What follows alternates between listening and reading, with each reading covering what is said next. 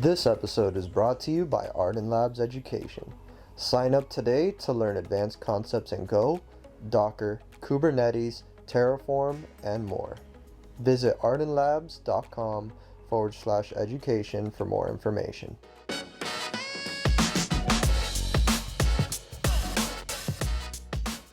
Hi, I'm Bill Kennedy with the Ardan Labs podcast, and today our special guest is Kelsey Hightower. Hey, Kelsey, how's it going? Hey, how you doing? Where are you coming to us from today? You're still in Seattle, right? Close. I'm about 2 hours south of Seattle, right over the border of Portland, Oregon. Nice. Okay.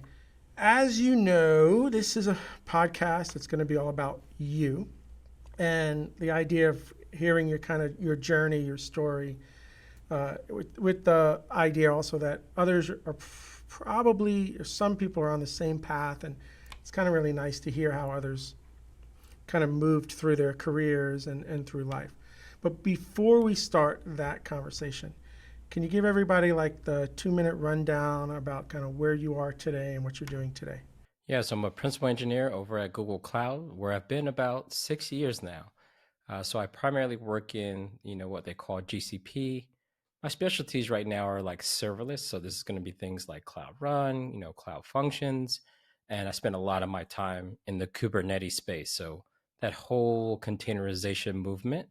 And I also work with a lot of our customers that are trying to understand SRE and modern change management techniques. And of course, the Go programming language is still my favorite tool of choice when integrating with all of those things. Are you doing a lot of programming today? Are you able to do that? Yeah, most of my stuff is prototyping. When we do design docs, they're really enhanced when you have like a working prototype that you can actually touch. There's also some things that I still contribute to. For example, if there's something in the open source community that I'm trying to make work well on GCP, I think most recently this year, I contributed some commits to Open Policy Agent. For those not familiar, it's a tool to give people the ability to do granular like access control policies from their applications. So adding integrations, where it just kind of makes sense to do it upstream in the open source project, just to make sure that it works well out of the box on GCP. That's where I spend most of my time. And of course, prototyping for some of our customers' architectural patterns when they want to apply them to GCP. But open source maintainership, that world I'm a little bit stepping away from. It just takes so much effort to maintain libraries and tools that other people use. Are you working with customers kind of day in and day out too to make sure they're successful? Is that some of the work you're doing? Yeah, I think that's always been the combination that I've always strived for. So as an engineer, whether I was working with internal customers or since the days of joining product companies like Puppet Labs and CoreOS, I've kind of always seen the customers and the engineering work to go hand in hand. It's like the ultimate feedback loop, right? We're building tools for people, but it's also good to understand what they're currently using if they're not using your current tools, and just to get real world use cases, because I'm not necessarily wearing a pager anymore. I'm going to assume that this is the role that you love the best, that just being a heads down engineer at a desk day in and day out isn't what you wanted to do, because if it was, you'd probably be doing that. So these interactions with people and companies and seeing success, I'm guessing that's what you really love. Yeah, but it's all about where you are in your life and your career. When I first started, it was all about, low level, whether it was Linux kernel stuff or, writing low level Python integrations, contributing to the standard library. And I got real far in my career, just kind of being heads down. What's the next feature? What's the next bug that needs to be fixed? But I also understood that when you're really trying to impact the whole organization, and in some cases, the whole industry, you also got to be willing to kind of lift your head up and look around to see what the other trends are, what's replacing the thing that you're currently working on. So as much as I love kind of writing code and zooming in, it's just that once I zoomed out and saw the whole industry for what it was, it's hard to go back in. You can't unsee that. And so it just seemed like there was way more opportunities beyond my keyboard. Gotcha. Okay, so we're gonna get to that, let's say near the end of the hour. But I want to put you in what I call the time machine here. Start thinking back a little bit. And my very favorite first question for this podcast is for you to think about that first memory, right? That first memory, the first one that comes inside your mind of you kind of working on a computer? And try to give us a little bit, if you can remember, maybe kind of how old you were when that is. It could have been anything: playing a game, having fun, actually solving a problem. That first memory. Yeah, my first memory is probably in elementary school playing like Oregon Trail. You got this computer, I think it's probably like a couple of colors, maybe the whole monotone thing, and you're just like clicking through this adventure, and the actions that you take impact what's happening on the screen. And that was kind of my first interaction with like what most people think of a classical personal computer. You have a monitor, keyboard, mouse. And I'm in elementary school, so everyone gets like, I don't know, 30 minutes inside of the computer lab. So you go in there and you're not quite sure what to expect, and they just throw on this game. You're like, all right, this is cool, what is this about? And if I think back, outside of Nintendo, this is like the first kind of computer game that I'm playing. And then it seems like the game is changing based on what I'm doing versus being pre-scripted like something like Mario, right? Even though we know Oregon Trail only has so many branches, but as a kid, it's like you are in control. Like what you do affects what you see on the screen. And so that's my earliest kind of memory of using a computer. Wow. So just to kind of put some time in perspective, what year did you graduate high school? Yeah, I graduated in '99, so this Oregon Trail is probably like early '90s. Yeah, early 90s. Do you remember the kind of computer you were running on? Because that's pretty good early 90s to have the lab already. I don't actually remember the computer. My guess is probably like a Apple, two or something, one of those classic, school system issued computers that they would staff in their labs. And I think this is well before, the Microsoft kind of takeover, because I didn't touch Windows until like Windows 95. Okay, gotcha. Okay, so I feel like you had that connection there. Is this something that you just can kind of continue to do through, say, elementary school and middle school, getting in the labs and playing games? When did you get a computer at home for the first time? Do you remember that? Yeah, so that's the thing. I was never into computers until like 10th grade of high school, right? When I was growing up, we were outside. I was outside, right? So I found it way more interesting to go play basketball at the local park for 4 or 5 hours, then maybe walk to go grab something to eat with your friends, and just stayed out as long as legally possible, right? Like your mom, it's like you got to be home by the time the streetlights come on. So that was our approximation for how long we were going to be outside for. So for me, computers didn't come into the picture, not in the sense of like this is something that you could do as a hobby, right? It was just something like, oh, part of school, you go do it a little bit. And the reason why I got into computers in the 10th grade was because when I moved from Long Beach, California to Atlanta, Georgia, there was like a gap in school. So I had the grades, I was straight A student, but there's like a whole half a year that's missing. And so when I got to high school, I need to make sure I had enough credits to graduate. Regardless of what your grades are, you got to have enough credits. So this is when I got into what they call the Technology Student Association, TSA. And that program was basically almost like an exploratory wheel. You would learn things like AutoCAD, and we were programming our calculators, TI Basic. And we did things like, the debate team. But we just kind of had this exposure to the full landscape of technology. And I was like, hey, after track practice, I would just go to the club meetings and get those extra credits. And I think around that point, I took an interest, like, wow, this could actually, be something you could do full time. I actually found that I liked this idea of like programming, doing something and then seeing the outcome of it. That feedback loop, I think, was something that I wanted to continue after that point. All right, let me step you back a little bit before you make that move to Long Beach in this high school, right? Because that's you moved. I remember as a kid, like, okay, I grew up in the 70s, right? Like, I'm like that age in the 70s. And it was for me the same thing. My mom kicked me out of the house in the morning, and until she screamed, for every neighbor could hear 2 miles away, right? We didn't come home. Like, if you walked in the house, it was like, leave, And it wasn't because they didn't want us around. It was just go out and play, right? And my first kid was born in 94. I did the same thing with my kids, like go out and play, like have that experience. And I tell you, I don't see that anymore, right? Like at least here in Miami, and I know it's hot right now and whatever, but you rarely see kids out anymore. You rarely see kids on their bikes anymore. In fact, parents are kind of paranoid about letting their kids. You must have been all over the neighborhood when you were a kid, like me, right? Like just get on your bike and just go wherever you wanted to go. Oh yeah, we would ride bike for miles. Yeah. Like you had a friend that lived a couple miles away. No GPS, right? This is not smartphone. So, I was born in 81. So by that time, I'm walking home from middle school, right? And as soon as you get home, you kind of, do your homework as quick as possible, wash the dishes, do the chores, and then you're out again, right? You're outside. And I remember where I lived in Long Beach, every few blocks, it felt like the neighborhood had a different vibe, right? 2 blocks away, there would be kids on skateboards trying to pretend they're Tony Hawk.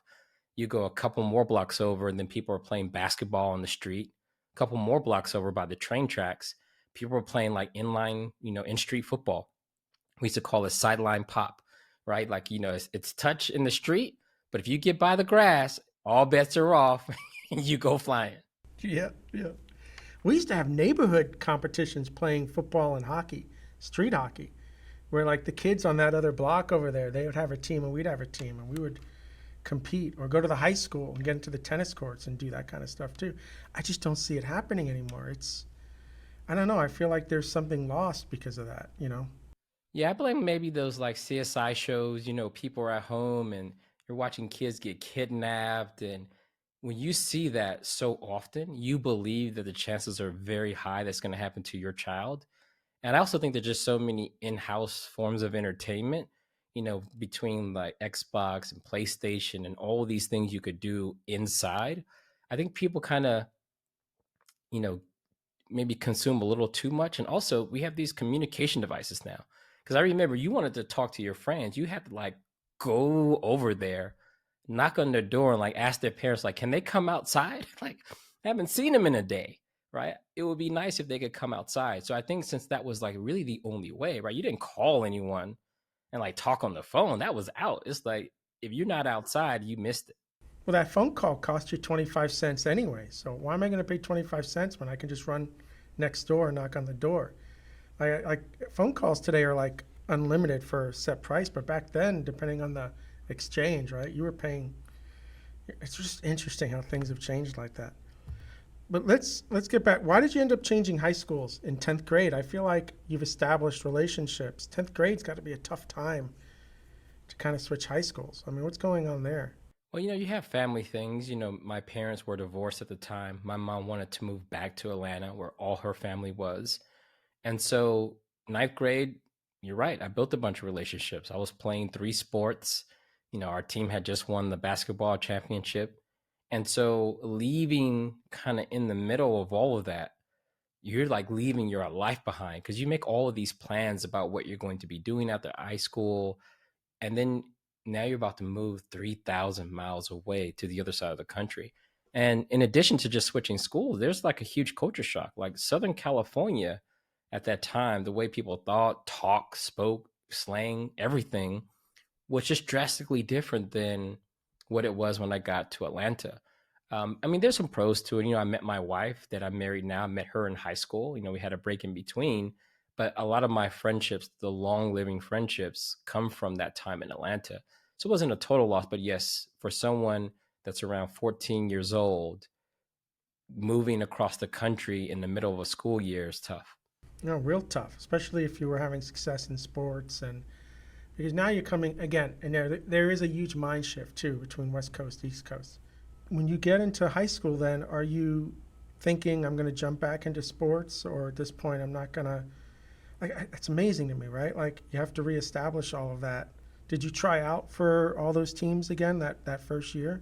I ran track. So when I got there, I think track season was on. So I did track. But one thing that I also wanted to do was start working as immediately as possible.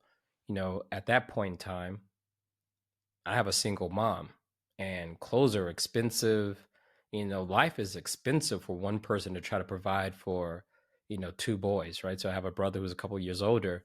And so, I think about my ability. I learned that, hey, next year I can get a work permit and I can start working. And I got my first job at the McDonald's down the street, right? It's walkable and they had hours that could accommodate. No one wants to work weekends, so I could load up thin. So I started prioritizing the ability to earn money to help out buy my own school clothes, get some independence. And so I started to deprioritize things like sports. Like, look, I'm only 5'9", so my professional athlete choices were shrinking at that point. So I got really realistic, and the concept of working and earning income was pretty appealing. How many hours a week you were working then? You were working like 10, 15. I mean, at that age, I don't think you can work more than. Man, I was pushing the legal limits all day. I think as soon as high school got out, I would get off the bus, go home. I think I had about an hour to change and then walk to work. Sometimes people in the neighborhood would give me a ride, so I got there on time. And I remember going in like at 5 o'clock, getting off at 9, and then I think a year later, I was the shift manager, so I had the keys, and I would close down the store. And it wasn't always 24 hours. I think maybe around 9 or 10, we would shut down, and my mom would just kind of pick me up at night and bring me back home. And then on the weekends, no manager wanted to work. So I was like, hey, I'll take a double shift. You know what I mean? I'll come in open, get there at 5 a.m., prep everything, and stay through the lunch rush. And then right before that evening rush, I was out. So for me, I try to work as many hours as possible. So I'm pretty sure there were a few weeks where I'm getting overtime because I wanted to push it to the limit because I just wanted to max out.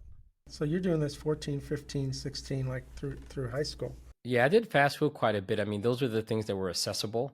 Eventually I saved up enough money. I bought my first car. I was flipping through Auto Trader, like the physical Yeah. place where people used to advertise their cars. And I remember my first car was like I think it was like an 86 Jeep Cherokee, the box 4-door.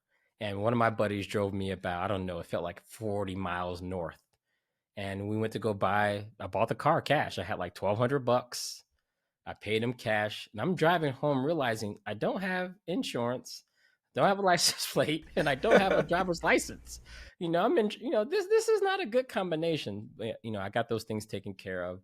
But yeah, that was kind of my goal. So once I had the car, I felt like I could actually kind of branch out and maybe get jobs that were further away than walking distance. But you bought that car without all that other.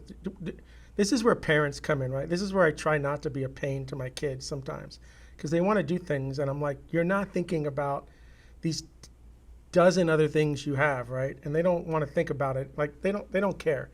But is your mom like saying to you, you can't buy a car? Like what are you doing? So the thing is, my mom worked as much as she possibly could as well, right? You're a single mom, you got all the things to pay. And so honestly, I just don't think she had the time to walk through all of those details. And to be honest, the priority for her was like, you're not a statistic. No one's in jail. There are no police knocking at my door. We're kind of good here, right? And I'm not sure she even knew the things that I kind of needed to be taught at that time. And so that saying where it takes a village, I think my store manager at the time when I was working at McDonald's, he did a good job kind of teaching me, like my first bank account. I remember he was like the custodian on that bank account, right? I went to SunTrust Bank in the South. I got all of these paychecks and I didn't want to spend any money. So I was just like, where do I put it? So I got checks uncashed in my drawer and I'm just looking at, oh, these things expire like 180 days. And so I remember him taking me to get my first bank account. He didn't look at the password or anything. He says, this is all you, but you're not old enough to go get one of those things. So he kind of filled in a little bit in terms of helping me learn some kind of things that you need to learn in life. That's amazing. Like I like to think there are still people out there today that would do that. I mean, I'll do that for people, but that's nice, man, because yeah, I mean, I tell people all the time, you can't do everything on your own. There's people, you need help. So you had that. All right, so then you're working all these hours in 10th grade. Talk to me about this program that you said that you were a part of in 10th grade. It started getting into computers. How did you find that program, and what kind of attracted you to that? Because now I'm assuming that's more time in school than out of school. But kind of talk about that, because I don't even know when you're doing your homework unless you got a homeroom and you're able to knock it all out. So it's just adding more. But I was one of those kids that just thought it was all just too easy. To me, it's one of those things where it's like most of the tests, you can tell that there's not a lot of thought outside of read the chapter, remember a few things, and you're probably going to get an A. It came naturally for me. So I was lucky in that regard. And so when it came to homework, it's one of those things that I could breeze through fairly quickly. It was also something that when the test came, I knew how to kind of study and just remember just enough to get the A that I wanted. So I always felt that point came easy. And also, when I was working at McDonald's, when you're the shift manager and you're not walking the floor, we had like an office, and that's where you counted down the register, and we used to fax numbers over to corporate. And I remember at that point, I would do homework back there, right? I would open up the homework and like, let me finish up my math or whatever I got to do. I'll look out my door just to make sure everything was kind of running smoothly. And I would just kind of do my homework in between, right? I'm working 4 hours after school. So it's real easy for me to jump in and get the homework done. And so when it became time for picking electives, and I remember having a conversation, I don't know, maybe it's with one of the like school administrators are like, hey, where do we place you? You missed half a year, but you have the grades. Do we start you over? Do you go to the next grade? And so we were really adamant about me just continuing where I left off and not starting over, just, want to be left behind. And so what are my options to make up these credits?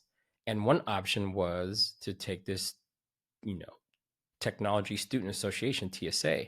And I looked at the program, and part of it was after school program, and you would be learning all of these various skills in preparation for the statewide challenge.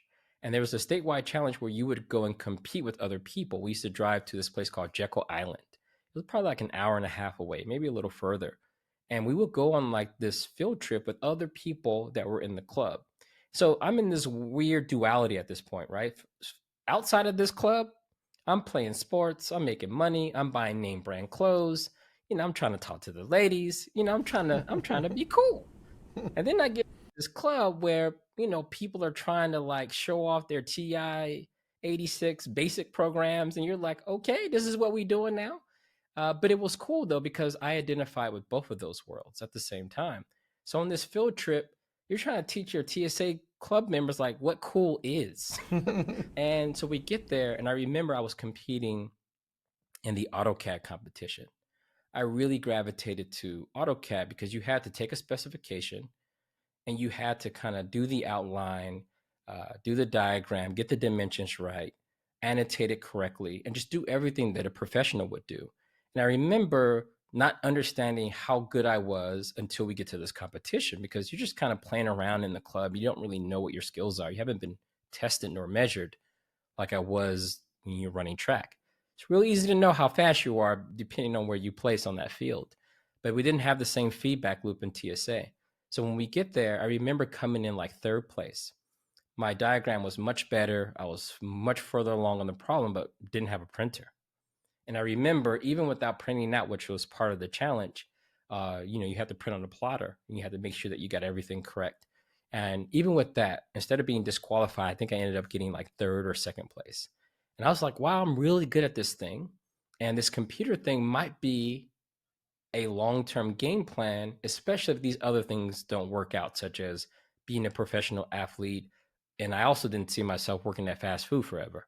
Yeah, I was wondering if you were thinking like fast tracking through McDonald's, because you can make a really good salary, managing these stores and regional managers. I've told some of my kids, I go like, that is a path you can take through retail. Like you get to a regional level at retail, you're making very good money. I mean, it's a tough job, don't get me wrong, and there's not a lot of them. But I was going to ask you, were you thinking as you're nearing the end of high school that you're going to kind of stay inside the McDonald's corporation, or are you thinking university? Like, what are you thinking as you get near the end of high school? So the one thing is, I never knew anyone that was a professional in the computer space. So I don't even know that's a job or job titles. You just know there are people who do it, but I didn't understand what the path would be to there. So just like many people, when you become a shift manager at McDonald's, you do have to like study like how everything works. There's like a huge management training book, and it teaches you things about cook time and how much things cost, like how much bread costs, how much those patties cost. And so you're studying all of that. Yeah, you're starting to talk to like your store manager and asking, what's the career path? What is it like to get to the level that they were? And I remember when the regional managers would always stop in to check on things, everyone would treat them like royalty. Oh my God, the regional manager is here, all hands on deck. Everything has to be super clean. And that person would roll in like they own the world, right? Like, I'm the regional manager. So you kind of saw in a very direct way what the kind of progression was for one's career. And people would always tell you this person started out in this store and then they kind of made their way up to becoming the regional manager. So, in the back of my mind, I always thought that was something that I could just kind of work hard, be diligent. And then, of course, that would be a thing. But I didn't just work at McDonald's. I worked at Subway and I worked at like a Pizza Hut. And each of those stops, the people who either ran those franchises, they always taught me a little bit more about life. Subway was really special because, even after work, I remember the store owner let me use his car for prom. And he would always give me like these life lessons about, one lesson he told me about like how to stay out of trouble. He was like, just if you go to the mall and your friend doesn't have any money, give him $10 just so he doesn't walk in the mall broke. And he kind of explained to me that if you don't have money in your pocket and you want something and you really want something, you could end up in a bad situation. So he always taught me just to make sure that the people around me were in a good spot and just to think through every situation proactively. And that kind of gave me a lot of situational awareness. And then at Pizza Hut, I remember maybe I was playing around on the job or I wasn't taking it serious. And the store manager at that time told me, he was like, listen, this is my job. He was like 45, maybe 50 years old. He's like, this is my job. This is my career. That is not what's destined for you, though. This doesn't have to be your career. You have so many more options outside of working here. Your whole life is in front of you. I don't want you to think that this job is where you're going to end up at the end. This is what you're doing for now. And I encourage you to look past this. The reason why you're not taking it serious is probably because this is not the end for you. And that's a good thing. So he put into perspective that that was going to be the last fast food job I was going to ever have, because he really made it clear that, do you really see yourself working here for another 25 years? And nothing wrong with that job. He just wanted me to understand what my true potential was. So I think I was just really learning from those store managers as I started to get a little older. So by the time I hit 18, I was really like, it's time to put these life lessons into effect. I feel like you were a very mature teenager because I don't know if I was that mature enough to really sit down and listen to people who were maybe mentoring me at the time, maybe kind of blowing them off a little bit. I know better, right? Like my boys love to always say they know better than me, right? There's a maturity level that comes with that. I mean, you were mature enough to be going to school, getting your homework done, doing the things you want. Do you feel like you were like mature at the time or? Yeah, I think you had to be. I did grow up for a big period of my life where I have a stepfather and he was from Nigeria, and his values about working hard and how to work hard and what quality looked like. I learned a lot of that from him, but also in the neighborhood. Remember, Long Beach, California, early 90s, there's gangs on a lot of the corners. You don't pay attention to the rules, that's a problem. So when someone tells you you don't walk down that particular street or in that particular set of colors, that's real, because we felt like that was a life and death lesson. This wasn't something to be played with. So you kind of understood the rules in the street. Also, when you had disputes, you had to settle those. Sometimes you would fight for 3 minutes. That was the thing, right? It's like, hey, you two are mad at each other. That ends now. And so there's just all these rules about how to carry yourself in a way, and also playing sports. Every coach was also a mentor, right? They're not just teaching you how to play the game. Most coaches are actually teaching you how to live life, right? How to be there for your teammates, how to make sure that you're putting in the work so when it's game time, you do your part that's on the field. So I think I just did a good job of learning, because when I played sports, you're not always the best. You're not always the fastest. And so when you lose a game or you lose a race, that's a very humbling situation. So when you show up at practice, it's like, dude, you lost. You should be listening right now. You totally didn't win. And so you always knew, at least for me as an athlete, I always knew that you could always get better. And so I used to appreciate people who were trying to contribute in that growth. And so just going throughout life, I just think eventually, from playing sports, being outside and understanding the environment around me, you just start paying attention to things. And I think that maturity comes from not just paying attention, but also listening to people as they try to help you kind of speed up your ability to execute and be aware of what's around you. It seems like, at least in high school, you're in this program. It seems more mechanical engineering than computer science, right? You're diagramming. Is it what were the things you were AutoCADing? Were they like what are some of the things you were using AutoCAD for? So the one thing that I liked about TSA was they didn't try to put tech in a box. What I see these days are people trying to assign technology to one particular field.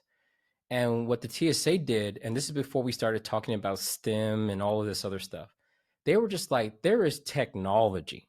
If you want to build a bridge, you need to learn how to design a bridge.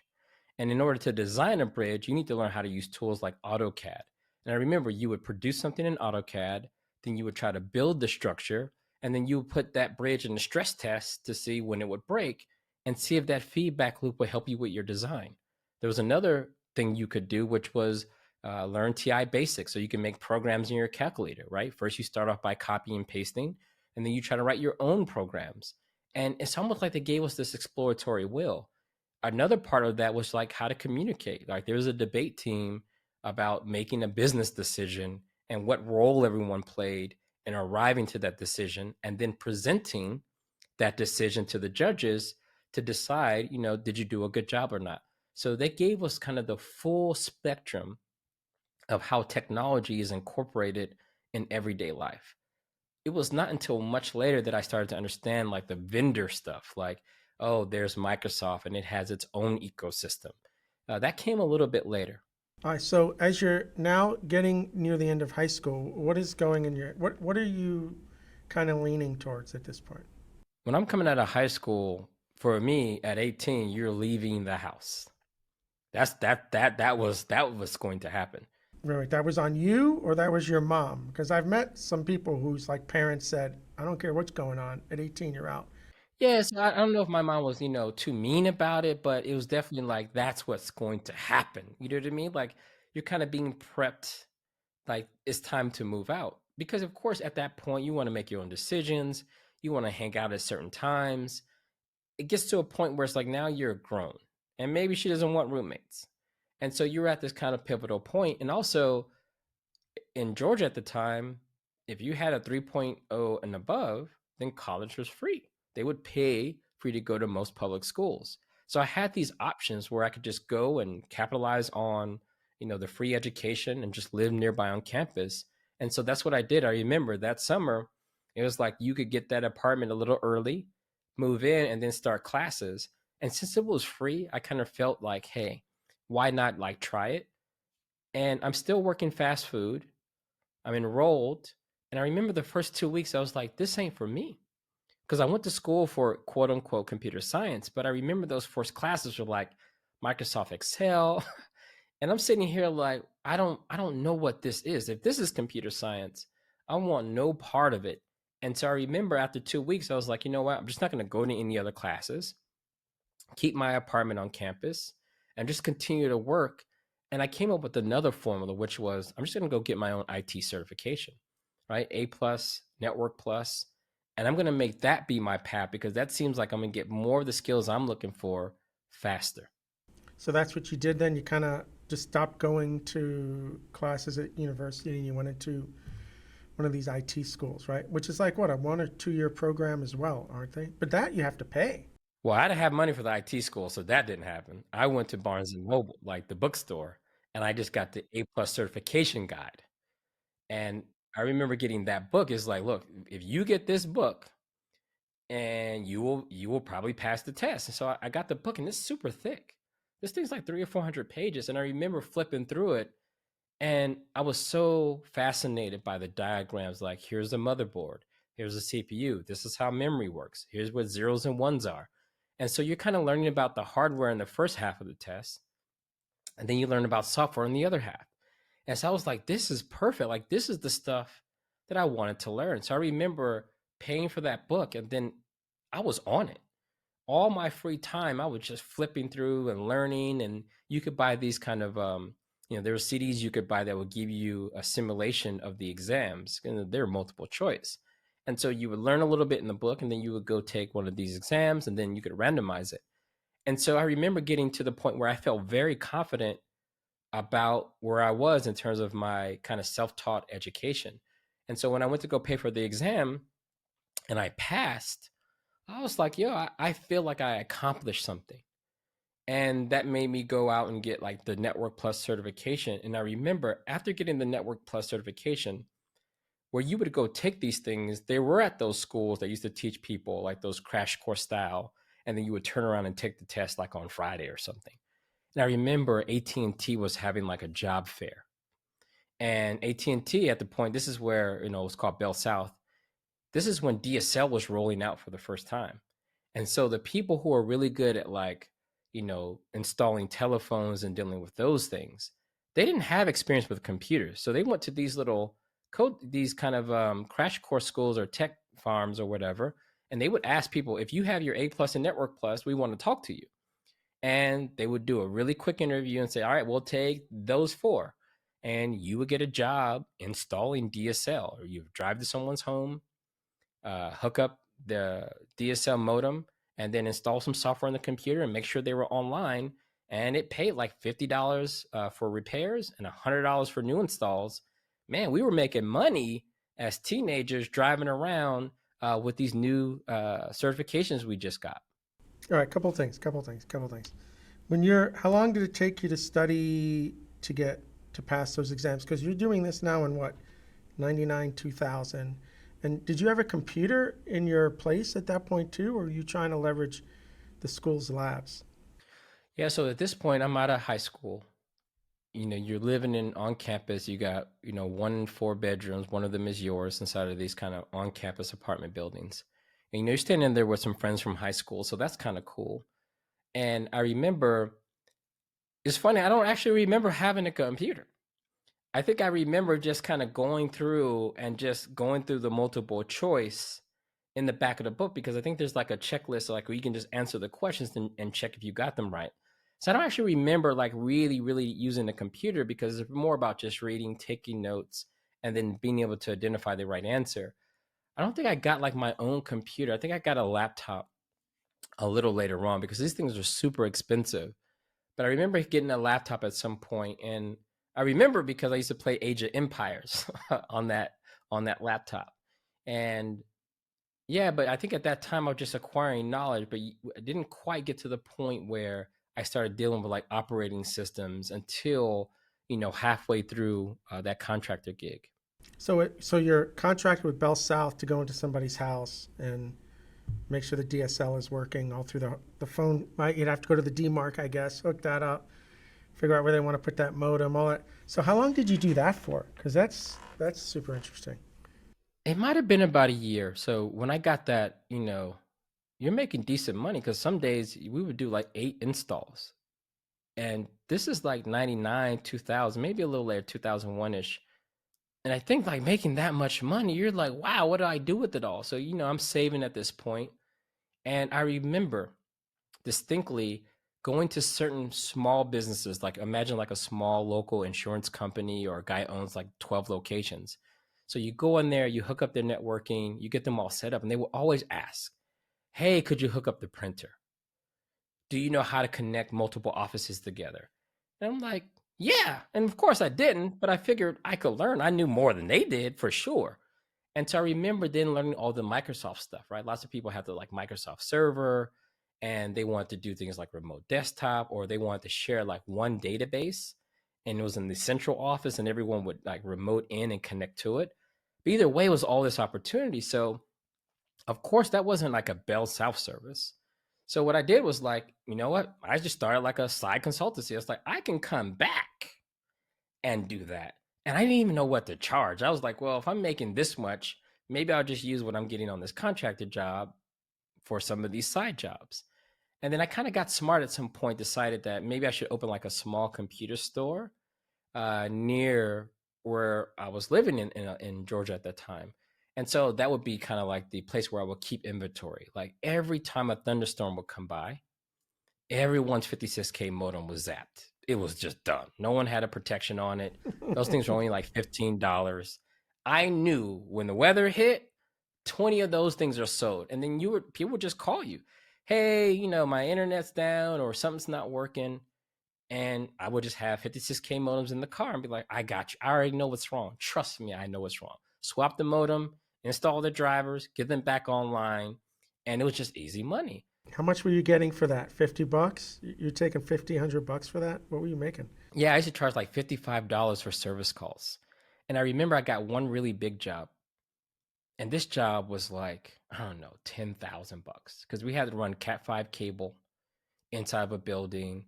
They want us to buy the servers for them. So when I opened that computer store, I also got a contract or got the ability to buy from wholesale. Wait. What year is this when you actually decide you're going to pay rent and take space? Because that's a big step. 2001. Yeah, this is like 2001. 2001.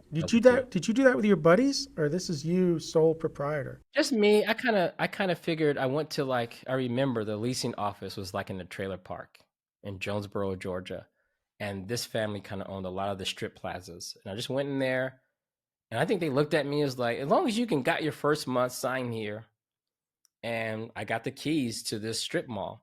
And actually, I saw it on Google Maps not too long ago, and I just said, hey, I could put some racks in here. Got someone to build me a counter, and I was just building PCs for people who walked in, but it was also the hub where I could do service calls. So there were at least two people from the contracting job that I would say, hey, if you do contract work for me, I'll pay you in addition to. That's amazing. Like, would you have like 800 square feet, 1,000 square feet of space at that point? Like, that's Yeah, I really don't even know wild. if it was that big, man. It might have been, close to that 600 square feet mark because 600 I didn't square feet. need much, right? Like the Yeah. motherboards and stuff, you can kind of keep behind the counter. And at that point, I'm not trying to keep too much in stock. You kind of get to know how many people are going to come with like a fried power supply or, virus cleanup, people clicking on stuff they shouldn't be clicking on. And you would just go and wipe and clean things up. But that made you legit. I mean, you're now a legit business owner. You have a storefront. People are finding you from word of mouth, I imagine, right? You're not necessarily advertising. Are you doing any advertising, or is it all word of mouth? Yeah, I took the club approach, right? So, around this time, like the club scene in Atlanta was super hot. And so I remember like, yo, I'll just print flyers too, right? Because I still had some friends that were on service calls. And whenever I would go out to a service call, we just had flyers in the car. And one of my best friends at the time, Daryl Brown, he was actually the person who trained me at Bell South. So when I jumped out to kind of start my own business, I was like, dude, we can make way more money doing this.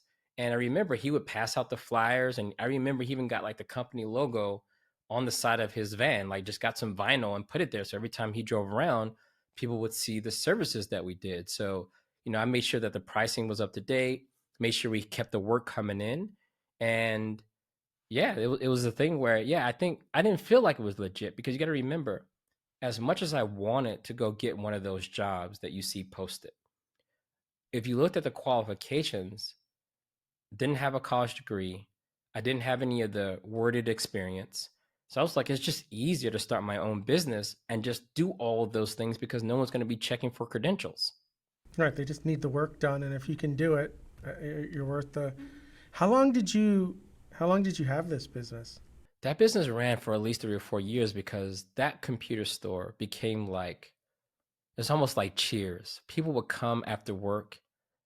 Seriously, like people, friends I knew, people from the neighborhood, adults, people I went to school with, they would just come hang out. And this is right around the time when the music industry was transitioning from analog gear, like those mixing boards, to digital stuff like Pro Tools. And so I would always keep a nice Pro Tools setup in the store so you can look through the glass and see like the work console, the digital sliders, two monitors, and a Mac. And I remember people would come in because of word of mouth. They were like, hey, I heard you do Pro Tools. And so I would just rotate that setup. Someone would want to buy it. And then Wow. once we closed the store, we would go set it up, show them how to use it, get everything installed, try to wire up their outboard gear that was compatible with Pro Tools. And so for years, it became this place where, I got this kind of mini studio in, and some people would come and record, even though that wasn't the core business. But it's like, I just wanted to make sure I had the skills. So I learned how to do a little bit of mixing, a little bit of engineering, so I could actually move these things and go set them up myself. But also people would come from the neighborhood like, hey, my computer's broken and CompUSA wants $200. I'm like, yo, $75, we'll get you taken care of today. So yeah, it became this thing where I could hire a few of my friends here and there, and it's like a service that was missing from the neighborhood. So then what happens? And like, I guess we're talking 2004, 2005. What causes you to close the store? It sounds like you've got this beautiful business and community oriented, and you're thriving, right? And you already know how to stay ahead of the tech because you've been doing that already for a long time. So what happens around, I guess, 2005 that causes you to close the store? So what's weird, in parallel, one of my friends from high school, Ronnie Jordan, he was a comedian, up and coming comedian. And he walks in the store one day. He was like, hey, you're like the most business minded person I know, and I need a manager. And I remember going out. So in Atlanta at the time, and Atlanta's probably still kind of divided this way. There's like the predominantly like black part, and then there's like more of the white part. And so I remember like, maybe I could manage you, but are you funny? I don't even know. We went to school together, but I don't remember you being like that funny. And so he was like, yeah, I'm funny. So I said, okay. So I drove him to the first stop. And this is a place called Uptown Comedy Corner. Now, this is a place where if you're not funny, people will tell you to kill yourself on stage. You got 30 seconds. If you This can't is make like people the laugh in 30 Apollo in seconds, New York, right? In the Apollo. yeah, it's like the Apollo. Yeah. Okay. You're out of there. Yeah. And I mean, he killed it. I mean, he's doing a great job. I'm like, okay, wow. Now, here's the thing. We're about to drive 40 miles north to the white part of town. I know for a fact you can't do those jokes. Not with those words. That's not going to work. I'm sitting here like, how is this going to turn out? So we drive there. He gets on stage, and he just, what we call code switching. Same kind of jokes, same themes, but with words and phrases that would resonate with him. He did a good job. I was like, yeah, I could be your manager, but we're going to have to figure out how to make more than $25 because 10% of 25, that's no money for you nor for me. So we figured out a couple of things, but in parallel, he was growing his comedic career. The price was going up. My percentage was doing well. We were making comedy CDs, selling T-shirts, and then we stumble upon this amazing opportunity with Latham Entertainment. So this is the same guy behind like the Kings of Comedy, Queens of Comedy, and he helped produce some other movies at that time. And so he had a reality show where they were going to look for the next King of Comedy. And the King of Comedy at the time was like Steve Harvey, Bernie Mac, Cedric the Entertainer. These are like the biggest names in comedy. And so I remember we were plotting it out, and Walter Latham wanted everyone to wear a suit. He wasn't taking this T-shirt and jeans business. And so when we're going on the road, we only had money for a couple of suits. So we went to Men's Warehouse. I said, hey, all you have to do is be funny for 2 out of 16 cities. And we make all our money back. I think they were getting like, I don't know, 1,000 or 2,000 per show. So we went to Men's Warehouse, and he's a big guy. And so I was like, look, we'll get you 2 suits. You wear these 2. You're funny twice. We get all our money back and a profit. This will work out. And so I think they're like 90%, 80% done. And I would talk to him every night on the phone about which jokes to do in which order. And we would brainstorm. And every time he won, he would call and say, hey, I didn't get eliminated tonight. We're on to the next city. And I was like, oh my God, okay. We've exceeded plan. Like we're way ahead of schedule here. Like no matter what happens from this point on, you did it. And one of the stops was Atlanta. So I got to actually see him perform. And I was so proud of him because he did a good job. And that was his home city. So he was not going to get voted off there. And part of our strategy is like, if you just make it back to Atlanta, we've made all of this money along the way. We're set. And then we can actually go and do other stuff. To wrap things up, I remember the final event was in Madison Square Garden. And he called me. He's like, Kelsey, I didn't get eliminated. I'm going to the final. And the cash prize was $35,000. And you would get to go on the tour with the Kings of Comedy and Earth, Wind, and Fire and the Isley Brothers. They had like this combination tour if you won. And you would be getting paid for each of those. So I'm sitting here doing the math like, we would be set for like a couple of years. And I'm still have the computer business going. So he calls me, and one of my friends works at Delta. And I was like, dude, I got front row seats. If you give me a buddy pass to New York, tonight. We got to go ASAP. And we got there and he won. We're on stage and he won. They brought out this Wow. $35,000 check and he came in first place. And it was a reality show. So they were going to edit it and maybe sell it to HBO or Showtime. And we got our tour dates. And I remember like when we went home, we just had this new strategy about like how to mature his career. And so long story short, in parallel, I kind of felt that I didn't want to scale the computer business. I didn't want to try to figure out multiple locations because service calls are hard. People aren't home sometimes. You walk into some houses that you're like, I don't know if I want to walk into this house. So it's not all glorious running your own business because everyone gets paid before you do. That's one thing people forget as a small business owner is that you don't get paid first, you get paid last. And so if you fall short, that comes out of your pocket because no one can know that you ain't got it. And so eventually, when I get married, I say, I want to do something different. And so the comedian thing was on autopilot. I ended up becoming also the IT department for Latham Entertainment, like helping them build one of their first websites, incorporating video into those sites and logins for like ticket sales and so forth. And so I'm learning all these new skills, but I learned that I didn't need to make 500 service calls a year. I can actually just work for one company and make the same income and take vacations. And so I went out to go get contract jobs like believe it or not, my first contract job was at Google as a system administrator out of Atlanta. And so that was the winding down of the computer store. So I'm gonna pull you back for a little bit. Did you choose to manage this? What's his name? Tell me his name again. Ronnie Jordan. Ronnie. Did you choose to manage Ronnie as a form of just diversifying, or just because you thought it would be fun? Like it's so left field from what you're doing. I just trying to get an idea if this was trying to diversify, or are you just trying to, what is it? What made you decide to do that? Number one, as a friend. Number two, I'm successful at this point. You know what I mean? Like I'm running my computer store. It seems like anything I want to do, I can do it. And this person came and just had trust. And so I was like, well, let me see what I'm getting myself into and let's see if I can be helpful. And honestly, you don't actually know how long it's going to last. So you're like, look, I'm single. I don't have any kids. I got this computer thing going. I'm doing these studios. So I'm meeting lots of famous people. I'm not going to name drop a bunch of people here. But this is when Atlanta's starting to rise in the music scene. So I'm already kind of playing this duality already.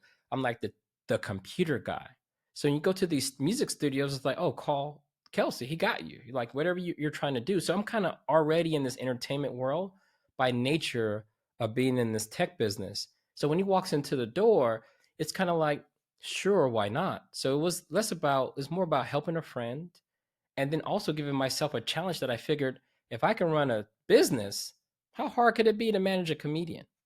But the bigger contract you get with that management company, right? So that's pretty good because now you're not worrying about 50 different people. You're worrying about one, which is good and bad because that company decides they don't want you anymore tomorrow. You got no revenue. Like that's the only side, the only problem with like at Ardan, we never said no to anybody because we always wanted to make sure that there wasn't one pot of revenue that was so large that if we lost it, it would be game over, right? Yeah, I think when you're employing a bunch of people, you need to definitely keep that in mind. But you remember, I didn't have tens of people. I had like two or three, and it was all kind of contract based. And most people probably felt it wasn't going to be like a forever thing. It was good for right then kind of thing. And I actually saved really diligently. I actually had a nice set of income coming from all directions. I got really smart with some of my bigger clients, the people who own like 30 insurance locations. I had them on monthly retainers, right? So I was going to get $1,000 a month just for them to be able to call me. So you kind of keep those kind of close. And so now you got this revenue coming in. You got money coming from the comedian side. These studios will call every once in a while, and studio paid was really nice because they needed it now. Drop what you're doing, come now. Just tell me whatever it's going to cost, and we got you. And then you got these kind of consistent businesses. So you look at it, you have this consistent stream of revenue. You have good savings. So now you can actually start to think a little bit and say, what do I actually want to do? And even then, when you run the numbers, what people got paid in tech, to just go in for 8 hours, manage nobody, invoices, nothing.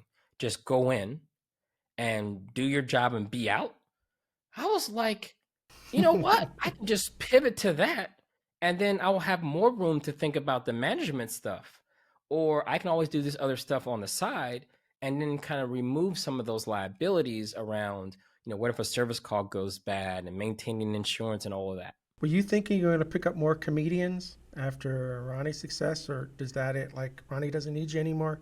I'm just kind of curious how that ends before we get to the Google certification or the Google work. Yeah, so I did get more comedians. I actually had maybe 3 or 4 at a time. And me and Ronnie were partners. So we would strategically figure out the next move. And he was very diligent. He got to his shows on time. We would have a show in Pittsburgh, and if we had to be in New York the next night, there was no playing around. Everything was always on time. And he was really good about his writing process in a point where you can actually give him advice and he would incorporate it and we could just kind of work together. So there was a lot of balance there. But when you bring on other comedians, people you don't know, it's very different. Right? There were some comedians, and most of them are still doing pretty well today. One of them actually has a TV show that's coming out on Netflix. But the thing is, different people are in different places in their career. Like most comedians, a lot of the ones I was working with, they come from very challenging backgrounds where comedy is not the number one thing on their mind. It's something that they do and happen to be good at, but they're not quite yet professionals. So they would cancel a show. Hey, I'm not going to that thing in New York. It's like, dude, the promoter has been like, you can't just pull out. So now your reputation's on the line as a manager when your act doesn't show, right? It's not just about what they pay the act. It's about ticket sales, and it's about their customers trusting that they can actually bring in people they say they were going to bring in. That was so challenging at some point that I said, I'm not trying to be the world's biggest management company. And so more than 2 or 3 at a time didn't make a lot of sense. So I would take on some people and just knew that it would be a time boundary right around the time that they start missing shows, that I could teach them as much as I could, and then it just wasn't going to work out anymore. But Ronnie started doing so well, like with college tours, he stayed so consistent that it made sense for me to say, look, I like tech more than I like entertainment. I'm going to make sure I don't get distracted too much from this entertainment side of the world. And so I was able to put all of my energy into Ronnie, but I knew too at some point that my tech career would be making more than he generated. And so at some point I said, hey, look, I want to make sure I teach you everything, right? How to think about contracts, how to think about business.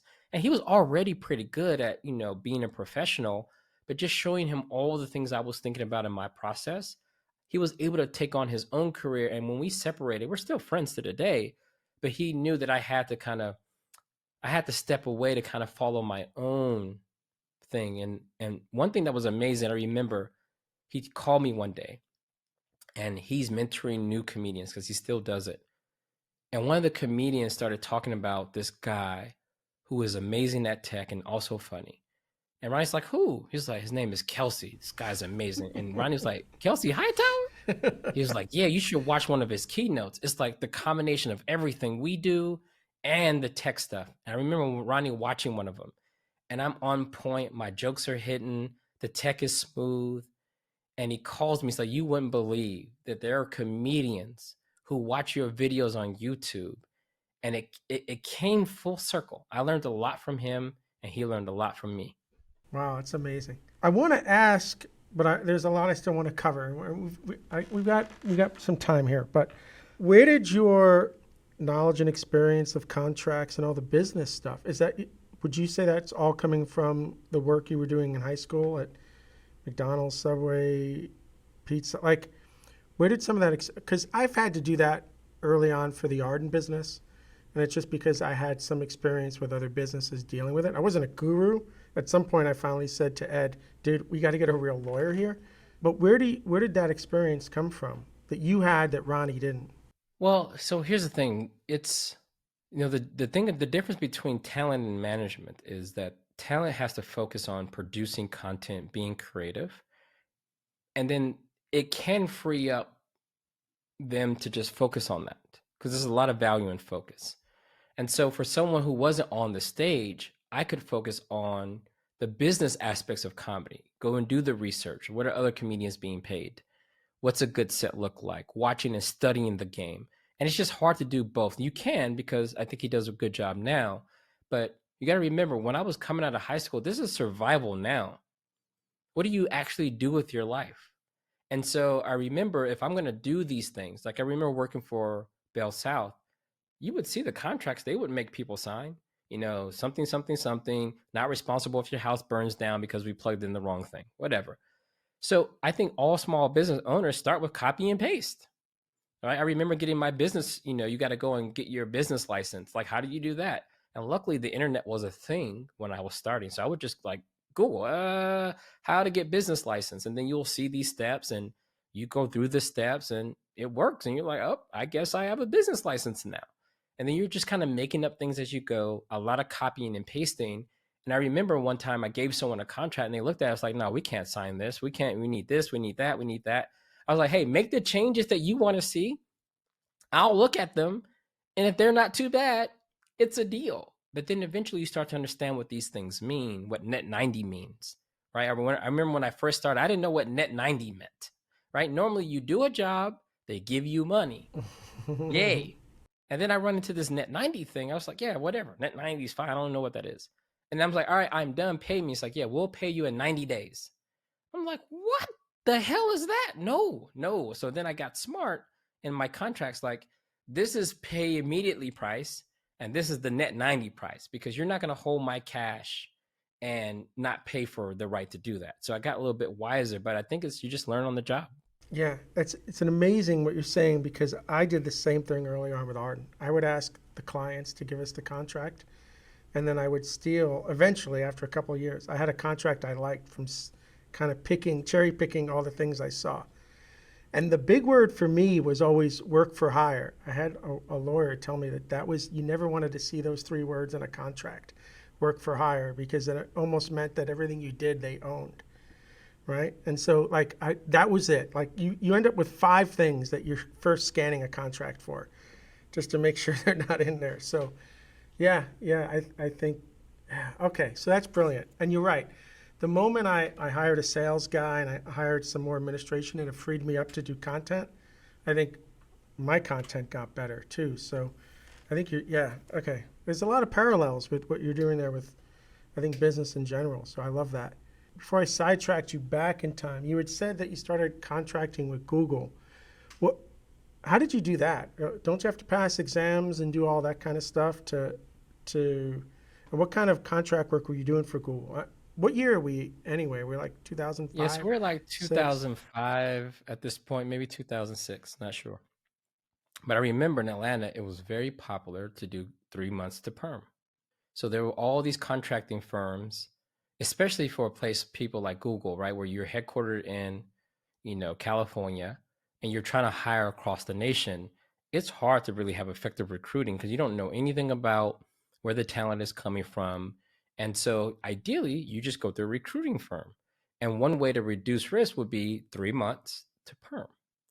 And so for me, it's like, all right, now you still have to go through the interview process, and maybe it was slightly modified. But I remember getting that job, and I was working in the Google data center as a system administrator, is what they called it. But we would work out in the data centers, and we would automate provisioning of switches and pixie booting, racking, stacking servers. And that was like my first experience of being in like a data center. And it will spoil me because most data centers in the world will never look like that. So I learned a lot about power audits and just like what it takes to run a data center, and combine that with all the knowledge that I had about just how people thought about using computing systems in general, but seeing kind of the inside. So it was one of my goals to be able to go and work for a company like Google. Didn't really care what the position or the title was. I just wanted to earn my way in. So I did that for a long time, for a couple of years, maybe 3. I just did 3 months to perm, learned everything I could, and it's like, promoted, who cares? I can just switch jobs and just make more money. I didn't necessarily need to be in one place for 4 or 5 years, so I thought. Were you doing B2B or 1099? Because if you're doing 1099, did you close down the other business when you started doing this, or were you running revenue through it? Yeah, so basically you're W-2, and typically you're either getting paid by the company that contracted out, but normally what most companies like Google did was they would bring in the candidates, and they would pay you typically W-2 style. And that was it, just to make sure that there was no confusion on who was dictating who did what. So they probably got a finder fee and was really clear about when they could like decide not to move forward or whatever. And typically what I was doing, when I was working at the various kind of 3 months to perm, I would always kind of keep my steady work, the one that was like, hey, could you come next week or something to install this new set of machines or something like that was always kind of like my moonlighting on the side. Managing Ronnie was not too much work. That was kind of on autopilot. So I kind of kept those two revenue streams going. And so it just gave me a lot of flexibility. As I was kind of moving between the exploratory will of the tech industry, if you will. But when you say, so every 3 months instead of going perm, you would take a different contract, and this company would allow you to do that?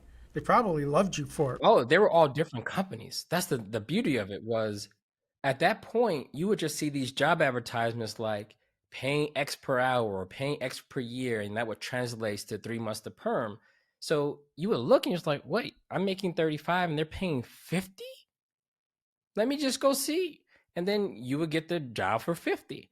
And then, you're learning. So then once I got the job, I was all in. I mean, I was relentless those first couple of months. I want to learn everything there is to learn. Then eventually you look around and say, okay, this was cool. Oh, you're paying 65?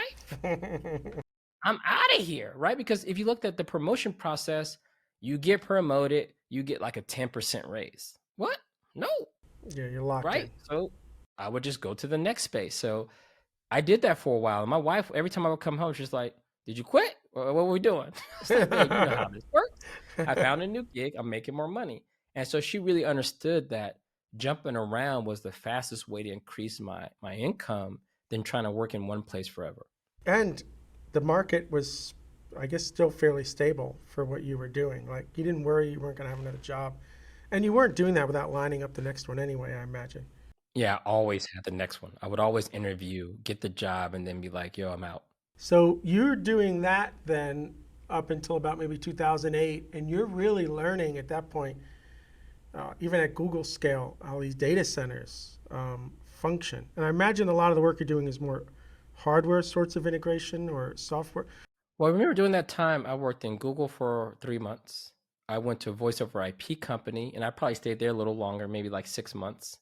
And I learned how to flash phones, to put voice over IP software on them. Asterisk was the server we were hosting. I learned to do a bunch and started running the team that was kind of responsible for support. But support meant provisioning the phones to make sure they worked on RPBX, logging into the various servers that they ever had problems, giving feedback on the software. And so every couple of months, I was switching almost even to a new vertical. I worked at an ISP where we were doing knock work. We were monitoring things overnight. I went to work in web hosting, and I was there for almost a year.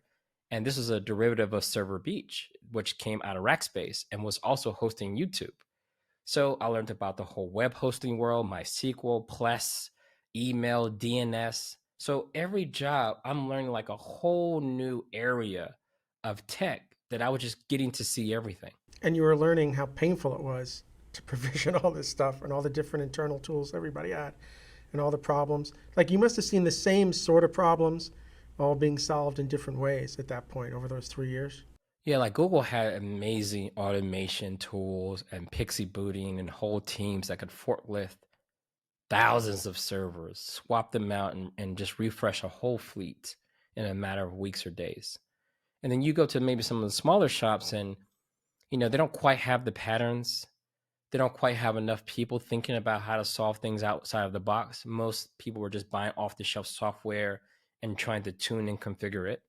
And then you get like the web hosting where you're trying to give those capabilities to people that don't even know what a server is. So you really learn the full spectrum. I've done some tech support in between where you're answering the call and trying to solve someone's MySQL issue that doesn't even know MySQL is actually the backend for their particular website. It takes a ton of patience and the ability to articulate what they're going through and what needs to happen next. Learning the right words to use is half the battle sometimes. So now what happens around 2008? You must get an opportunity where you finally say, okay, I'm I'm going to stabilize for a few years. Is that what happens? Something really magical presents itself? Yeah, like a child. You have a kid and you start thinking, what does stability look like, right? So one of those contract jobs was nice because when my daughter was born, I took the night shift, right? So that when my wife went to work, I could be there in the morning, to be with my daughter. And we tried to have this kind of around the clock thing. And it was tough for a little while, but eventually when I didn't need to do that, I said, what does stability look like? And I remember I applied for one of those jobs where you got to like put on a collar shirt every day. It's financial services. And I remember going into like this fancy, Alpharetta's like way north and outside of Atlanta. And I remember going in, it was very corporate, marble floors, the big, pretty building, the receptionist, the whole nine. And everyone was kind of dressed up. And I'm sitting here like, I don't know, am I at a place? And at that time, I always thought that's why people get their masters in CS and PhDs in CS, so you can work in a building like that. Because I didn't understand what the skill difference yet was between someone that did go to college route and those who didn't. And so I get in there, I'm a bit intimidated because I'm thinking like, okay, this is where all the CS students go. And I remember they were asking me these questions, and boy, I was on point. I was like, oh, that's easy, that's easy. You could do it this way. And I remember I knew I did a good job, but I didn't know if that was just because of the job I was applying for. They weren't really giving me the hard questions. And so I remember driving home and the recruiter called, and this is a full-time job. And the recruiter was like, hey, they're going to basically double your salary. I'm like, double? I went back and I did this interview on my lunch break at the previous company. So I get back to work. I was like, 2-week notice. I'm out. I got to go. And one of my best friends was my manager at that time, Joe Rodriguez. And I called him. I was like, yo, bro, they're doubling my salary. And I remember him asking me, probably jokingly, are they hiring? And so I'm at this financial institution, and I really learned, honestly, I learned a lot of other things, but I also learned how good I was. Not to be boastful, but sometimes you don't really know that you got it until you see what you can do in new environments. And I was just creative. I had that small business owner mind, this entrepreneurial spirit. I can do anything as long as I understand what needs to be done. I had acquired skills by switching jobs every 3 months. So it was no problem when new requirements came, because I was like, yeah, we can do this. We can take this approach or this approach. Which one you want to do? And I always had this way of getting things done within a month or 2 months, right? Being able to scope things down in a way that you can execute on and then take the next piece. And so the first 3 months at that job, I was on fire because I had that mentality that I need to ramp because it's only going to be 3 months. And then 3 months turns into 3 years. And that was around the time that instead of switching jobs, I started doing things like learning how to speak at meetups. I started contributing to Python because that was the language we were using at the time. So I was contributing to disutils. I got into like the open source world. And I found that fulfilling because now I was able to grow in one company. And then I also learned how to grow in terms of organization politics. You knew you were right. You knew you had the solution, but you didn't have the rank. And someone could just say no. And then the job became getting them to understand, getting consensus, and getting them to say yes, and being patient enough for them to get there. I try to tell a lot of engineers, I mean, the engineering skill is important, but you've got to understand the business. You've got to understand the pressures that your boss and your boss's bosses are under, and you have to be empathetic to them. You can't just say no all the time, right? You have to meet people halfway in order to get what you want. And that's an entirely different skill. And until either you manage or like you've been managing for a long time. I wish we as an industry could figure out how to teach that to engineers, because I think that's what's missing sometimes, especially when engineers are really pushing back on a technical issue. Slow down. But I mean, your entire career was built on that premise, right? And they loved every minute of it. They saw how productive you were getting stuff done. I think I was able to be productive in spite of the support. I went back to that company. I remember 7 years later, I was kind of deep in the Kubernetes space at the time. And I remember I was coming back because, I had made a name for myself, and I remember presenting this container movement to that organization. And I remember my boss 7 years prior, he pulled me to the side. He was like, I'm proud of you, but I do realize that I was not very supportive when you were here. I remember how difficult I made it for you and your team to really move forward. And I just want to apologize for that.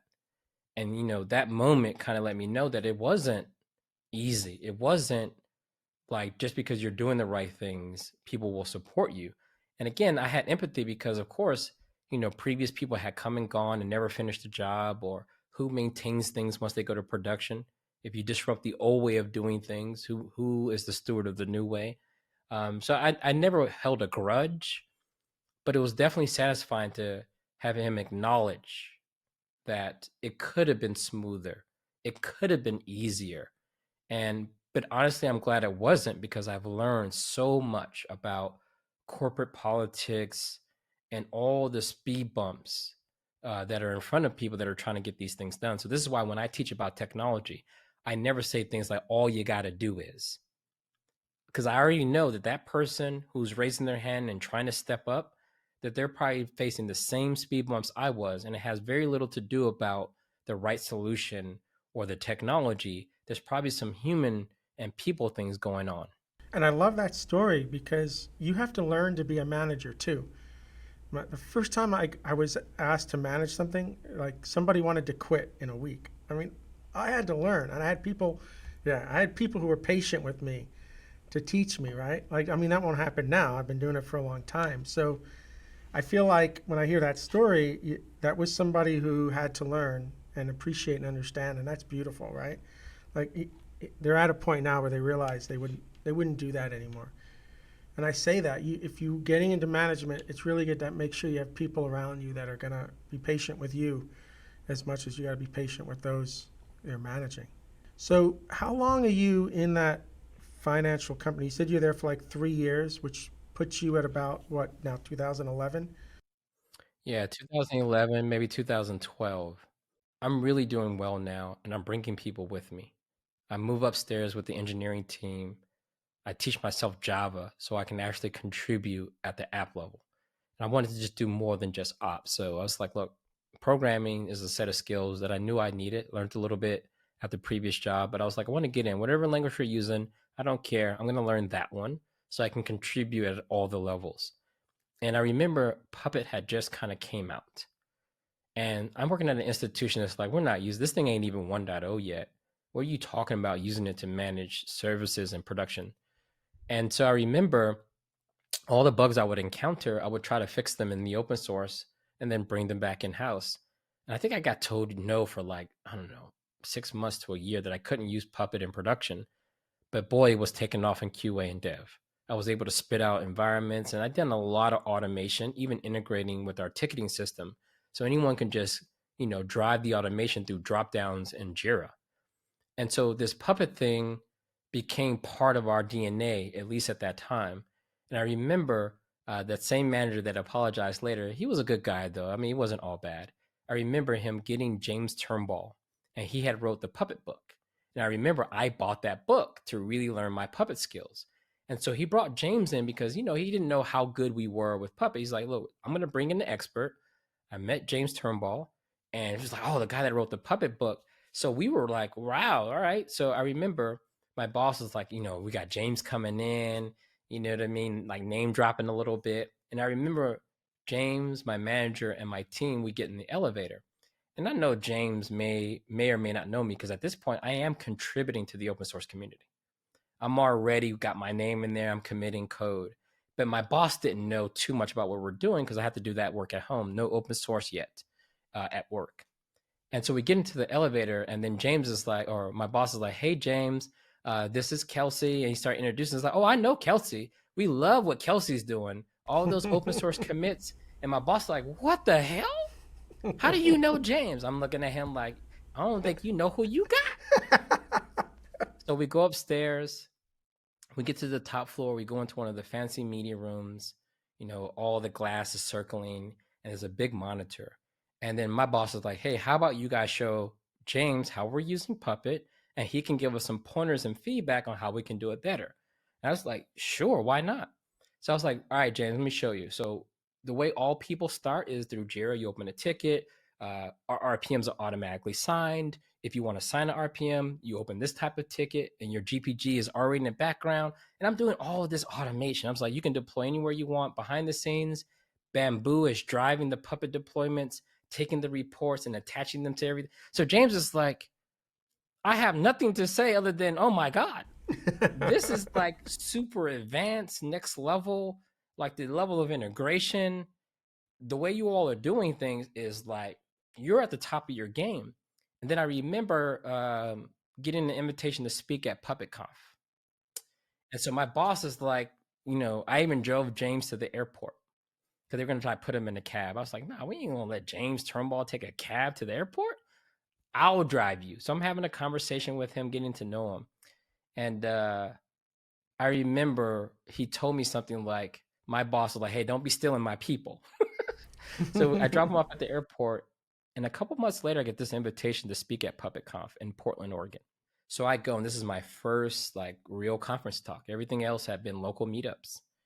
And I didn't know how I was supposed to present. And I remember putting a few jokes in there, and that was my first like live demo. I just didn't know how it was supposed to go. So I just wanted to be stellar. And I remember I'm on that keynote stage. It's a single track conference. And I remember all the people that I saw from Puppet Labs, the people, because I got to visit the office while I was in town. And I remember some of these people from the open source commits, but I'd never seen their faces before. So they're all in the front row, and Puppet is booming. This little auditorium theater is full.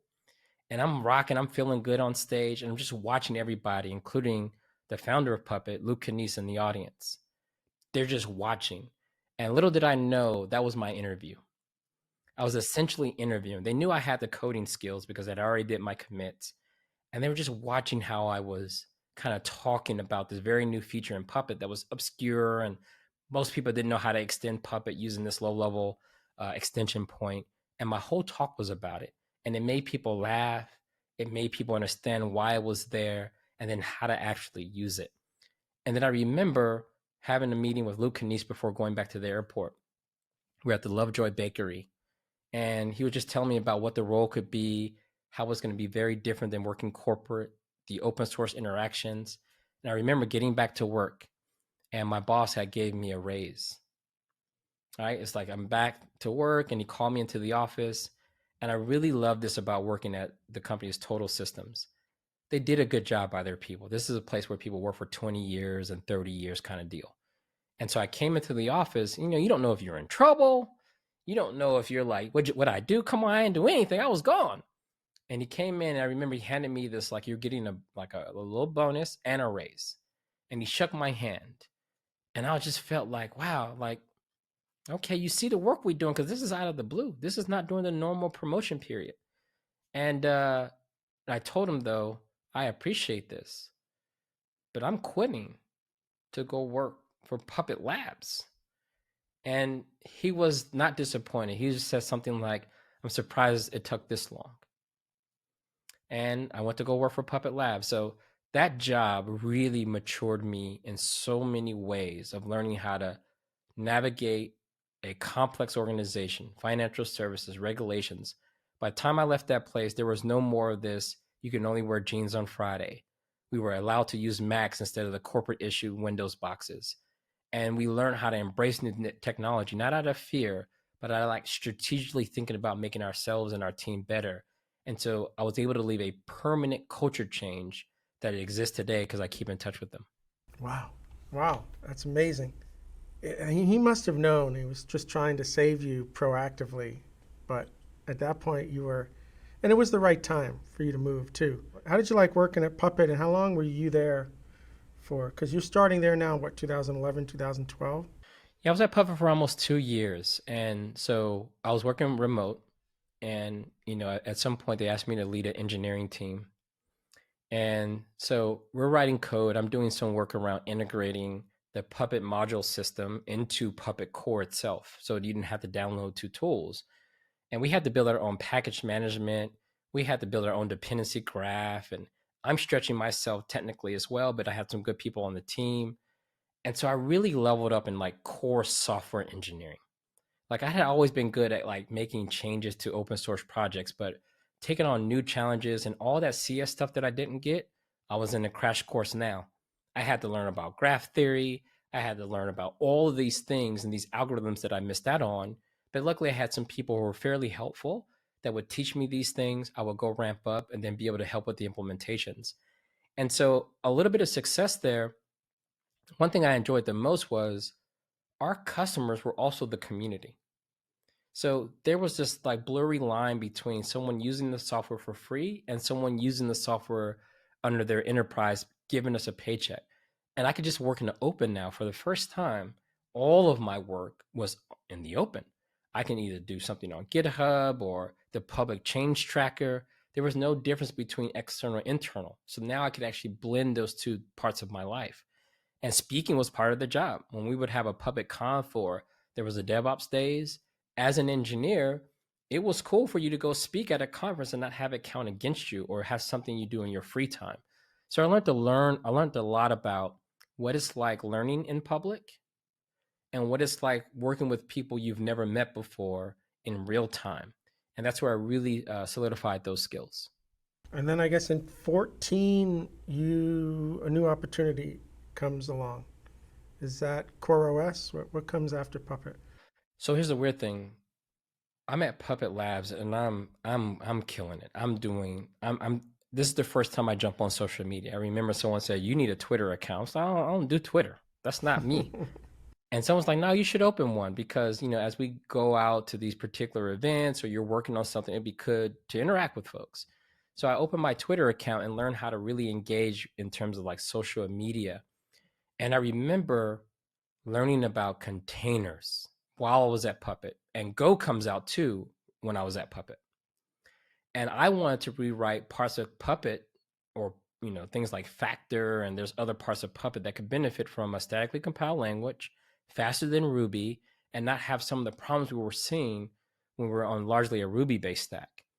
And so Docker's out, Golang is out, and I'm trying to introduce those technologies, and they were like, "No, you're not allowed to use those technologies." And I'm sitting here, I was like, "Hey, hold on.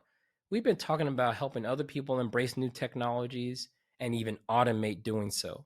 But now we're faced with a new technology. This container thing is disrupting configuration management. And it's almost like you couldn't even talk about it." The projects that I did write in Go, it kind of got shot down. Well, Go doesn't run on AIX at the time. And I was like, wow, so we're not going to do nothing unless it supports something that even IBM don't want to support? This is crazy. And I felt that I was now being shut out of innovation because we kind of had not invented here syndrome a little bit. And so I just became like, this is not it for me. Puppet is not the center of the world. There's other things happening, and I would like to be a part of it. So when I left Puppet, I went to go work for a company called Monsoon Commerce, a little small, I wouldn't say startup, but they were a small software company right here in Portland. And they were looking for like a director, VP of engineering. And I remember when I joined, they were having all kind of outages. They had Ruby, they were trying Node.js, lots of Java. And I remember looking at the stack and like, this is a really good situation for Go, like authentically. And they were looking at microservices. And I got a chance to actually write some code. We flipped a lot of things from all those other languages into Go. I created confd there because we didn't need configuration management because I saw the light with containers. So I came up with confd, open sourced it, and that engineering org started having fun again. It was like going back and with more clout and with more authority to bring fun back into the workplace. And we did that and made a lot of progress in a short amount of time. And that's when I spoke at GopherCon for the first time while I was working at Monsoon Commerce. And that was like maybe my third or fourth big conference, maybe my second, to be honest, outside of the Puppet events. And I remember sitting there with one of my coworkers from Monsoon Commerce, Billy Cleek. He's the guy that manages Vimgo now. So small world. And I'm watching, Rob Pike get introduced. I'm like, man, this Brian Kettleson and Eric they're not really bringing the energy. So I remember after they did the first intro, I went to the back and I didn't know them very well at all at that time. I said, hey, look, my name's Kelsey. Maybe I can try to be the MC for the event and let's just see how it goes. And they were like, sure, go ahead. So they mic'd me up and I'm scheduled to speak maybe third or fourth. And so I walk out and introduce myself to the Go audience. Hey, I'm Kelsey, just a guy in the community. And I just started having fun on stage. I'm super nervous. I've never emceed an event before. And I remember I introduced myself. And when I introduced myself, I kind of felt like I had made it.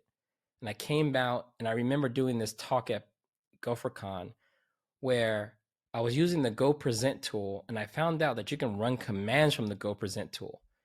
And I had already started digging into CoreOS because we were making that transition, and I was going to be starting working there soon. And so I remember booting a VM. I wrote a Pixie server in Go, and I was running the API calls through the slide deck. And I was booting VMs from the slide deck. I remember Rob Pike and Robert Griesenmore and all those folks were in the front row, just like, that's freaking amazing. Whatever you're doing right now, it was called Go for Sysadmins, I remember. And I was just showing all the stuff that you can do with the Go programming language, why it was better, and the live demos were just all on point. And then after that talk, I realized that I'm pretty good at this technical communication thing as well. I was lucky enough to be there, and I remember you jumping on stage and doing that. I mean, that was amazing. I didn't realize that you didn't have a lot of experience. I mean, you looked like a natural up there. I figured they put you up there because this is what you did. No, they took a chance on me, man, and I really appreciate that they did that, because that really kind of gave me a lot of authenticity in that Go community. And I met all these other people like Derek Colson and all these folks. And I remember Derek was like, you just raised the bar from here on out. All presentations now must be at that level or better. And I don't know, I just kind of felt like I got that final piece of confidence from all these other people that I respected. You know, one thing that's also interesting, I remember we were in Denver at the same time RailsConf or one of the Ruby events was going on. Because I remember, I guess we were like having a good time and people were tweeting like how awesome the event was. And I remember people leaving the other event, coming in. I think Matt, what's his name? I forget his name. Matt Aminetti. Yeah, like he showed up. He was like, Katrina. what the hell's going on? I think Katrina. Yeah, they're like, what the hell's going on? We're seeing like you guys having all this fun over here. So they literally left the other conference and they came to GopherCon. They were all posted on the back wall. And it was just like, yo, and it was just amazing. And I just fed off of that energy. Go is the real first community I've really participated in. So I remember everybody saying, all these people are coming from Ruby. Like, what's going on? And I didn't know any of these names, but I knew everybody was excited about that. Yeah, that's amazing.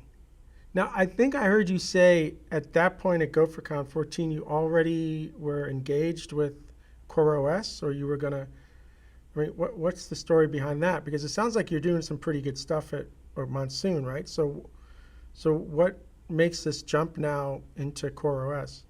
I mean, when I just saw CoreOS, I mean, I was evaluating it to bring it into Monsoon Commerce, and I was just like, this is it. You know, you got this container optimized OS. It's very minimal. Actually, that was the reason why I had to write CompD, because I couldn't install Ruby easily on CoreOS. Like, there was no Ruby interpreter. Running it from a container was kind of weird. I was like, if I just go with this Go thing, I don't need any OS dependencies. I can just use CompD to do the heavy lifting, and I'm good. So it was like the perfect match for that. And so I was just looking at everything on their roadmap and what they were doing, this whole Docker thing. I just felt that they had this complete story. And I remember reaching out to like Alex Povey. And he was like, oh, I'm not sure what you would do, but let's just figure it out.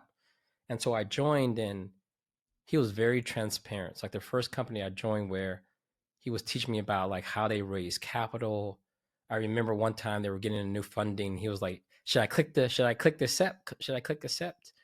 And I learned a lot from Brandon Phillips and Alex Povey about like what it takes to build a startup, right? When I joined, I think they had about 10 people. They were in a very small, we used to call the Forum out in San Francisco. And they just felt like family. Like they all had lots of skills. Everyone that worked on that team had an amazing set of skills. People taught me a lot more about distributed systems, how containers work, how it interface with the kernel. I just learned so much at that job. So after meeting that team, I knew that's where I wanted to go next. Then I really kind of took the career into like overdrive because every week we were all in this very exciting space. It felt like Puppet did 10 years prior. And every time we did something at ETCD, we would always go to a meetup to show people the new changes. And I would live demos like, hey, we just did this thing to this container management tool we had called Fleet. We just did this to CoreOS. Let me show it to you. We just did this to etcd. Let me show it to you. Did you know Docker could do this? It seemed like so much was changing so fast that the world needed a translator. What was happening? Show me what was happening.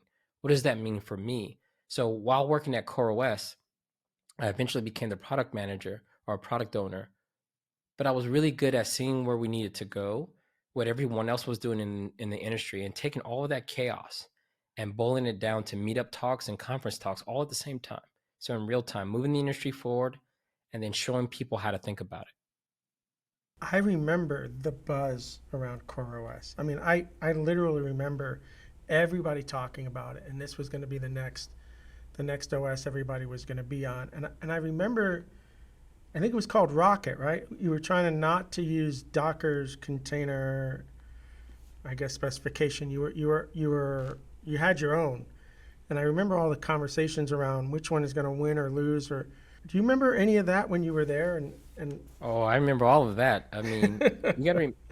So I mean, Docker gets popular, rightfully so, right? They built a tool that really resonated with developers, and honestly, developers were coming from a place where people were asking them to run things like VirtualBox and Vagrant, spinning up a bunch of VMs just to do effectively what Docker was doing.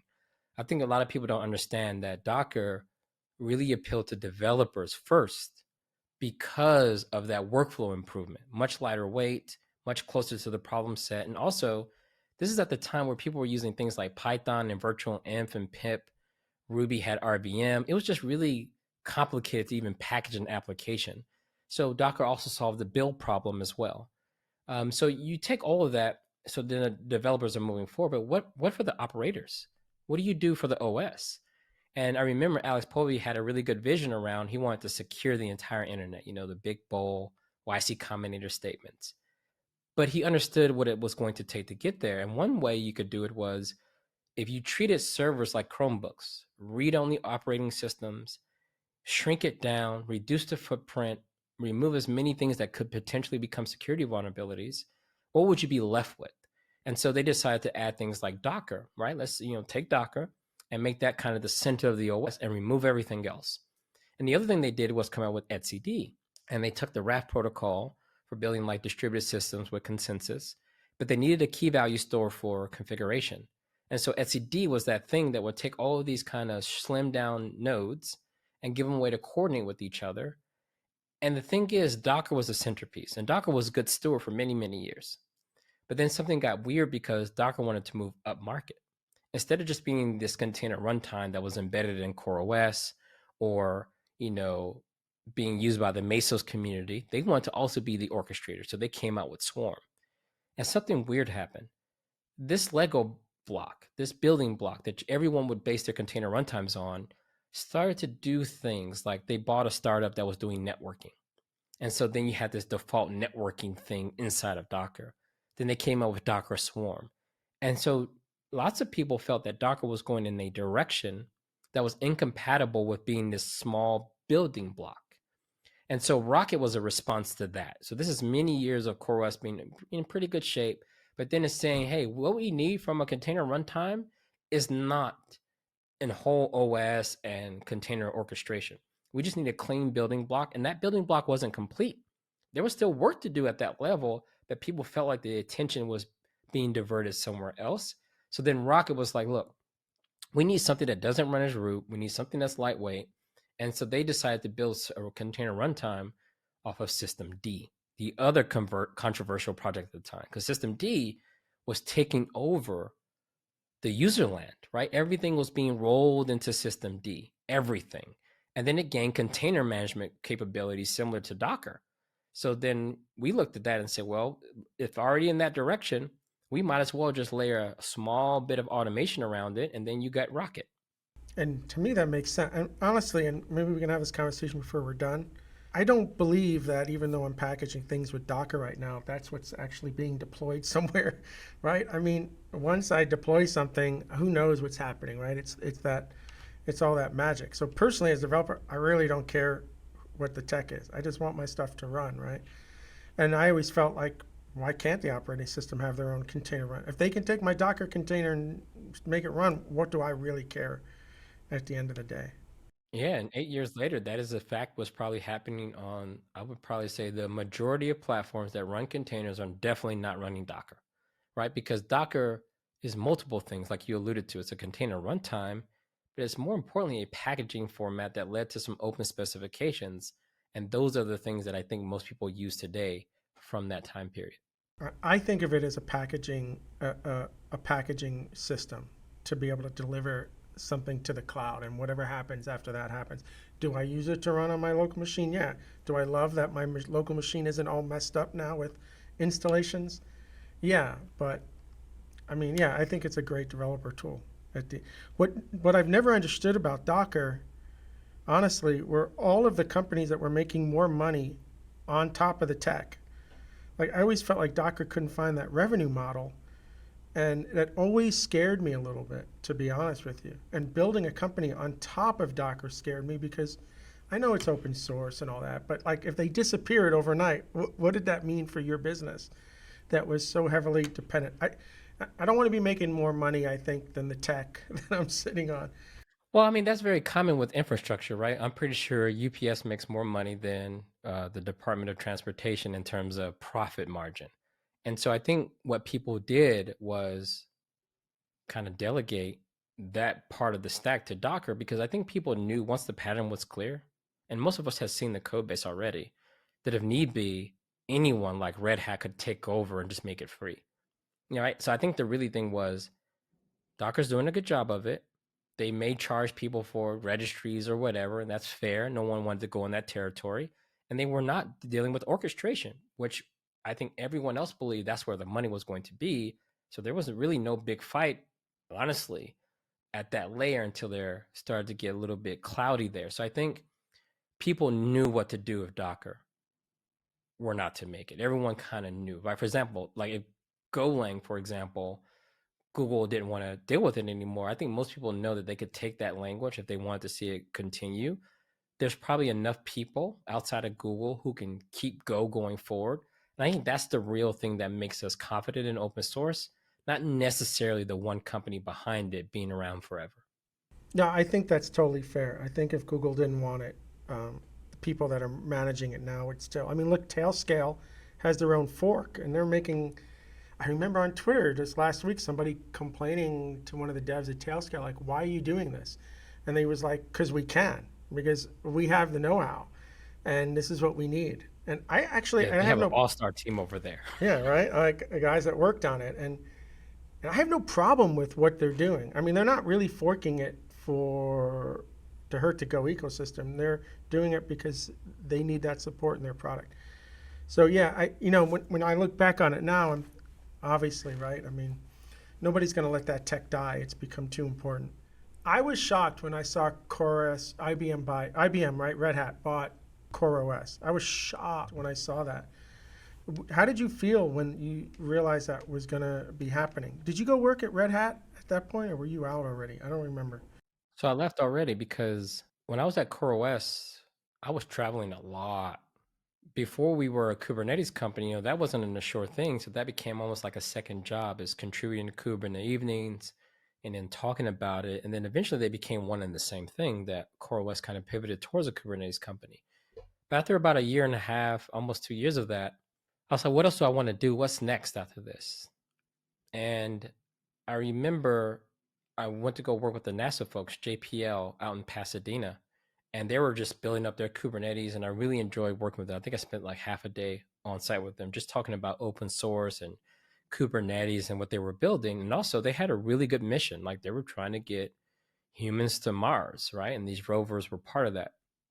And so I was like, well, maybe I'll just go work at NASA, right? Like I wanted something that had a human motivation tied to it as well. And don't get me wrong, CoreOS was a fantastic experience. It's like a big part of where I am today. But I was like, maybe it's time to go back. and just kind of work on some things and get to manage those teams. So I did. I interviewed at NASA and got the job to go run pretty much all the infrastructure over there in that lab and manage those teams. And I was preparing to move to Pasadena. We had it done deal. And then the Google folks are like, hey, give us an opportunity. And so I was like, nah, I'm going to NASA. That's it. You know, the right numbers show up, and, you know, I'm convinced that the technology that I'm using comes from Google. There was no stretch of my own kind of imagination that I need to figure out how to align with Google, because from the community side and from the technology side, there was great alignment.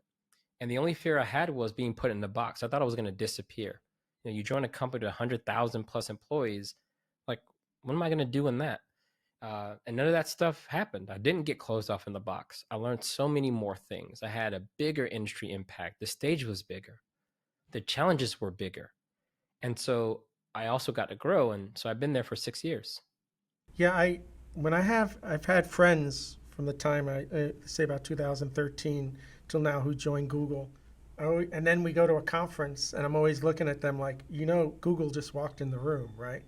And they look at me like, no. And I'm like, no, you don't understand. Google just walked in this room, especially if it's a Google technology like Go or something. I mean, that's a huge adjustment that you have to, the only other way I can describe it is when I joined a fraternity in university. And somebody said to me that in many situations now, Bill didn't walk in the room. Sigma Pi just walked in the room. And so you're reflecting on Sigma Pi right now. If you do something dumb, everybody's going to say Sigma Pi did something dumb. And I've had to tell some of my friends, I go, Google just walked in the room and everybody's listening. So just be aware of that, right? And so you kind of can lose your identity, I think, when you join these big companies like a Google, if you're at a Google Tech, or if you're at Microsoft at a Microsoft, say, conference. I think there's one thing that helped prevent that in my case. Number one, Google was not and is not currently the number one cloud provider. So a lot of the work I was doing in Kubernetes is associated with Google Cloud. We were not number one.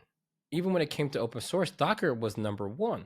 Swarm had a trajectory of being number one, and Mesos was kind of the industry standard for large scale stuff. So there was a bit of a humbling, kind of a situation going on when Google did walk in the room. They had a lot to learn when they walked in the room. Why are people here to listen to Docker and not us? Why are people here talking about Mesos and not Kubernetes?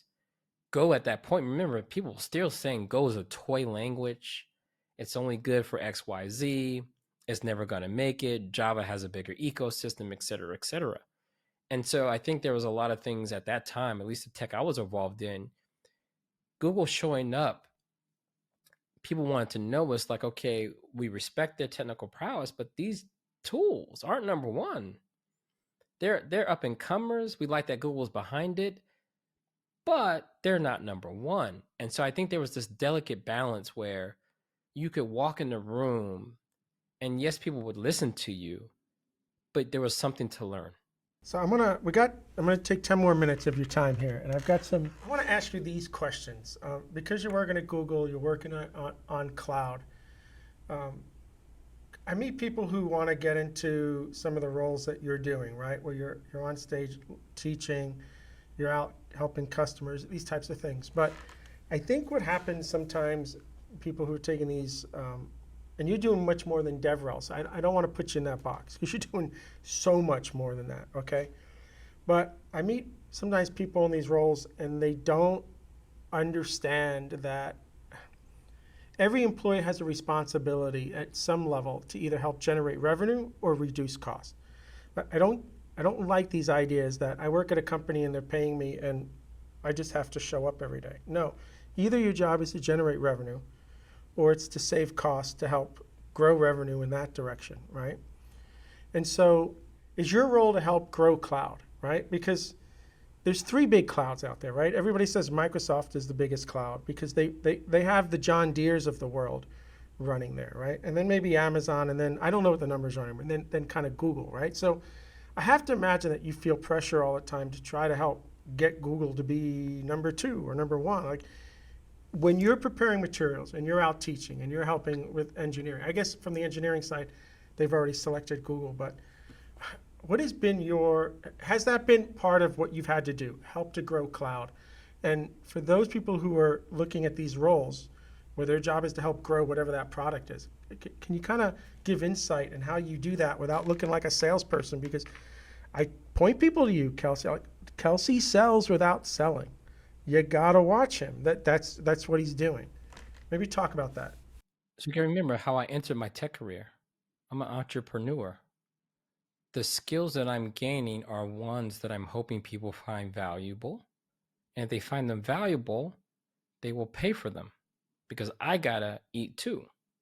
Right? My whole tech career started with that lens.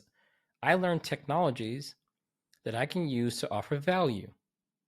And if I want to go to work, someone has to pay for that value. That's been my entire career. So I'd never struggled with this concept of using these skills to provide value. And if you're providing value, especially to a business, then they should be willing and happy to pay. And so everything else is just me acquiring more skills to offer, quote unquote, more value. Now, also, when I go in my early career to your house because Lightning has taken out your 56K modem, you can't get online. You're happy to see me, right? You're like, wow, you're here. Yes, yes, yes. Fix my internet. And then I fix your internet. I actually solve your problem. You are happy to pay, and I will get tips sometimes. Hey, I'll give you a double. I appreciate you coming on time. I'm back online. Perfect. So I've always thought of the relationship between tech and people in that kind of framing. So now let's fast forward to Google. I moved out of developer relations a couple of years ago, or officially in terms of the work I'm doing. I'm technically an executive at Google. I sponsor some accounts. And those accounts I work with the C-suite. These are the people, the CIOs, the CTOs of the world. And there's a lot of strategy in their cloud adoption because they're about to put real money into these platforms that need to be around for a while. So they need to gain confidence and they're making real business decisions. And these are real businesses that you use their products and services. And then there are people who have to use that platform. So that's one thing that I did enjoy about being in the advocacy role. I can't go tell someone to use something that doesn't work for them. That's not advocacy when you try that. That's evangelism. Advocacy is understanding with empathy that they can't use this in this form. We're going to have to change it, and the roadmap should be changed in order to work well with them. And so my approach to the community, right? So when I think about community, this is everybody, paying customers and non-paying customers. But the only difference between community and customer is that one group will pay you. That's it. That's the biggest difference. So I always treat them the same. I always approach it all with authenticity. I think Kubernetes is good for this, and I think no one should use Kubernetes for this at all. This is not a good spot for Kubernetes. Here's where Go is appropriate. Here's where it's not. And I try to keep myself super educated on those things. But at the same time, I like where I work.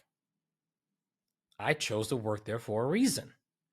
And so I have a sense of pride for the things I'm actually working on because I do believe they're in line with my ethics, my motivation, and the things I want to be working on. So when you see me ever talk about something I'm working on, there's going to be a natural passion because I'm working on it because I want to, not because they say, oh, Kelsey, you got to work on this quarter. And I do and debate and say, oh man, I wish I could work on something else. So you don't get that kind of energy from me. And also I've had a lot of the jobs where I know this pain intimately well. And so these solutions, I can always go back to my past and say, man, if I would have had these tools back then, or when I'm meeting people who are working like I was back then, and I get to show them these tools for the first time, I can't help but get excited for them. You know what I mean? Like, you see someone walking 5 miles to work and you give them a car, that changes everything about their situation. That's my relationship with it.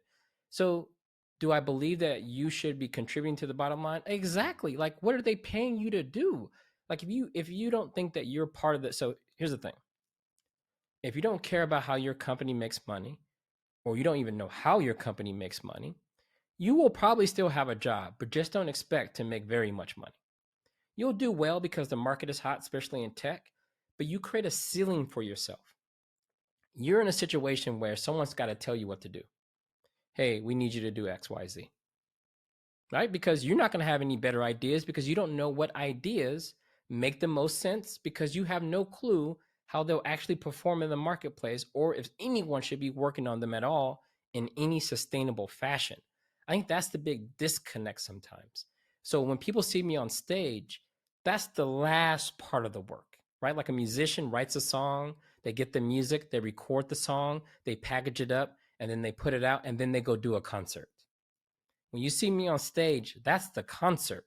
That isn't the work, that's the concert. And so I think a lot of people don't understand that I do try to prioritize things that are sustainable, meaning, are there going to be people to work on it? Do those people need to be paid? Would a customer even want to pay for this? Does it add any value in the marketplace? So I've always, since my early days of starting my own business to every company I've worked with, I always was curious, how do we make money? Are we doing it in a way that aligns with my own values? And is this stuff that people are willing to pay for? And I think that's just part of being a professional. If you just want to hack on stuff in your free time on the weekend, you're right. You do not need to be concerned with anything about revenue. You can just work for free, put in your code, and do it for the good of the community. And nothing's wrong with that. But one day you may have to cut that check. And trust me, when you start writing checks to other people, you're going to want to prioritize what you're paying for. Yeah, thank you so much for that answer because it's you said it in a different way that I say it, and I'm glad that we've got this because I need more engineers to hear that message, even if you're not going to be on stage, right? You're always somebody's going to at some point ask you what you do, who you work for. The questions are going to come in, and I think you should be able to do the 2 minute. This is what my company does. This is what I do for them. Not about bragging. This is what my company does. And I always love to ask developers, where's the revenue model? And they can't tell me where the revenue model is. I'm always like, uh-oh, here we go. Also, as an engineer, is how you prevent from being surprised. Lots of engineers are surprised by reorgs because they may not understand the business structure. Lots of engineers are surprised by a company being bought or sold because they don't know the business model. So if you want to not be surprised all the time by upper level decision making, you might want to know why they're making those decisions, and understanding how to generate revenue, I think will help you be able to contribute to some of those decisions. And it will allow you to make better engineering decisions and prioritize all that. Yeah. And I've always felt that from you. Like I know two things when I see you on stage. One, this is tech that you're excited about. So now I should be excited about it. And it's tech that's going to add, maybe I'm not ready to use it, but I know that there's something practical about what you're teaching, right? And this is the other thing I want people to understand. If you're going to be that person on stage sharing stuff, you've got to be passionate about it. And you got to get people to be understanding that you're not wasting their time when you're up there, like, because you really believe in this. If you don't believe in it, why am I listening to you? Right? You've always had that on stage. It's like, I think other people, maybe they can't realize that that's what's drawing me to you, but they see that, right? It's amazing. I remember the first time you were talking about Kubernetes somewhere, and I was in that. I'll never forget. I tell this story to people all the time because I've decided to spend the last 2 years really understanding Kubernetes from a developer perspective. I do not want to install my own system. I do not want to manage it. Just point me to one, and I want to be able to configure it. But I remember you giving some of your first talks, and I remember going up to you and saying, Kelsey, I can't visualize what you're doing because you're not sharing with me where the machines are. And you were like, Bill, that's the whole point. The machines go away. And I'm like, Kelsey, but I can't think about it. He's like, Bill, it's it. I'm never going to talk about a machine in any conversation because the idea is that there's compute here. Who cares where it's coming from? That's always stuck in the back of my head. I always share that story with people, right? Like the abstraction that is trying to create. We're basically out of time. I just wonder though, and I know you're having a great time at Google and you're doing amazing things at Google, but it would have been cool to work on some Mars stuff, wouldn't it? Yeah, I think it would have been cool. But one thing that I've done over the last 6 years, I've gotten way closer to people. So the things and the ways I'm able to help people now at this point in my career is very different. And I think it has a lot to do with, maybe the capital I've grown, the experiences I've had. I've been around the world multiple times. I've worked and seen so many challenges that I'm a very different person now than I was 6 years ago when I was making this decision. And so I think the impact I'm able to have on other people. So maybe I'm not going to be the one that helps people get on Mars directly, but maybe I inspired the person that will. All right. No, that's a beautiful way of seeing it. That's beautiful. All right. We are out of time. I could talk to you for another hour. I love the story that you shared. I think other people are on the same sort of path. And I didn't even realize the amount of kind of business ownership knowledge that you had early on. And yeah, okay. That actually fills in some gaps for me. I mean, I don't know you really well. I got to meet you a few times, but I think that's amazing. So if anybody kind of wants to reach out and say hi or ask you some questions after listening to this, what's the best way for people to reach out to you? Twitter, my DMs are open at Kelsey Hightower on Twitter. I typically try to make time for one-on-ones where, I can learn from you and you can learn from me. So if that's something you're interested in, DMs are open on Twitter. And yeah, you'll see me put out stuff on YouTube periodically or something on GitHub. So last very little thing here. I want you to just kind of project over the next 3 years. I have two questions. One, when do we stop using the word Kubernetes? And what do you think the next tech is going to be after this? Yeah, so Linux is what, 30 plus years old, and people still say Linux. So I think Kubernetes will still be talking about Kubernetes in the next 12 years. Someone will be saying Kubernetes. How they talk about it, people might be migrating away from Kubernetes. The future is really apparent right now. All of the problems with Kubernetes, all the pain points, all the friction, all the stuff people are building to address that is the future. And we'll give it a name. In about 10 years, we'll have enough of those little features, those little glue code, the little bit of gap filling. And when you put those things together, we will give it a name. It will be a set of patterns that are only born from this friction. And once we name it, will be the new thing, and everyone will act shocked and surprised. But to me, it's really clear where we're going. Developers have a contract today with operating systems. You make some syscalls, you do a bunch of things, and typically you run as root so you can do everything you want. 10 years ago, that changed fundamentally with containerization, and then, of course, later on with Kubernetes. And what Kubernetes says is that the developer contract can no longer be with the OS. It should probably be with the infrastructure itself. So we're going to give you this container image, and at some point, you will be able to give your app to any system, and that thing will run it, whether you want it to be run globally or you want to just run in a certain zone or region, and you will configure it to talk to different data sources. That's it. This whole MySQL and Postgres, those are just protocols. At some point, if we stay on the current trajectory where there's managed services and things like serverless, you can betcha that we'll just end up in a world where you give your application to some system, it will run it, and you configure that system what data sources that you are willing to accept as input and what data sources you want to connect to for output. That's it. And we go back full circle to computing will be data structures and computation over those data structures. Right now, we went through a long zigzag to get back to kind of where we should have been the whole time. And it was probably necessary because now we're doing it in an industry standard way with open interfaces, and we have new development models to experiment in public, and the best ideas stick around and the other ones fade away over time. So utility compute is definitely in our future, and doesn't mean that all this stuff isn't important, because that stuff will run underneath. It's just that less people will have to understand it in order to get value from it. Very, very last question because we have to go. I think GraphQL is going to be the next DSL for everything. So when we talk about there's a data store there and there's a data store there, and forget about it's Postgres or SQL, I think GraphQL is going to be that protocol. Do you have any opinions on that at all? Well, I think GraphQL works because it solves a problem, right? The problem is the way we get queries doesn't match the way we store data. we had an API to deal with that, which was just generic SQL, but it's fraught with problems, right? It's almost like a Turing complete language to have someone tell you, run this query and give me back random data. It's almost impossible to secure. So when I hear people talk about GraphQL, I think what people are doing now is starting to really put a clean contract between data and the query itself, right? Before it's just random, right?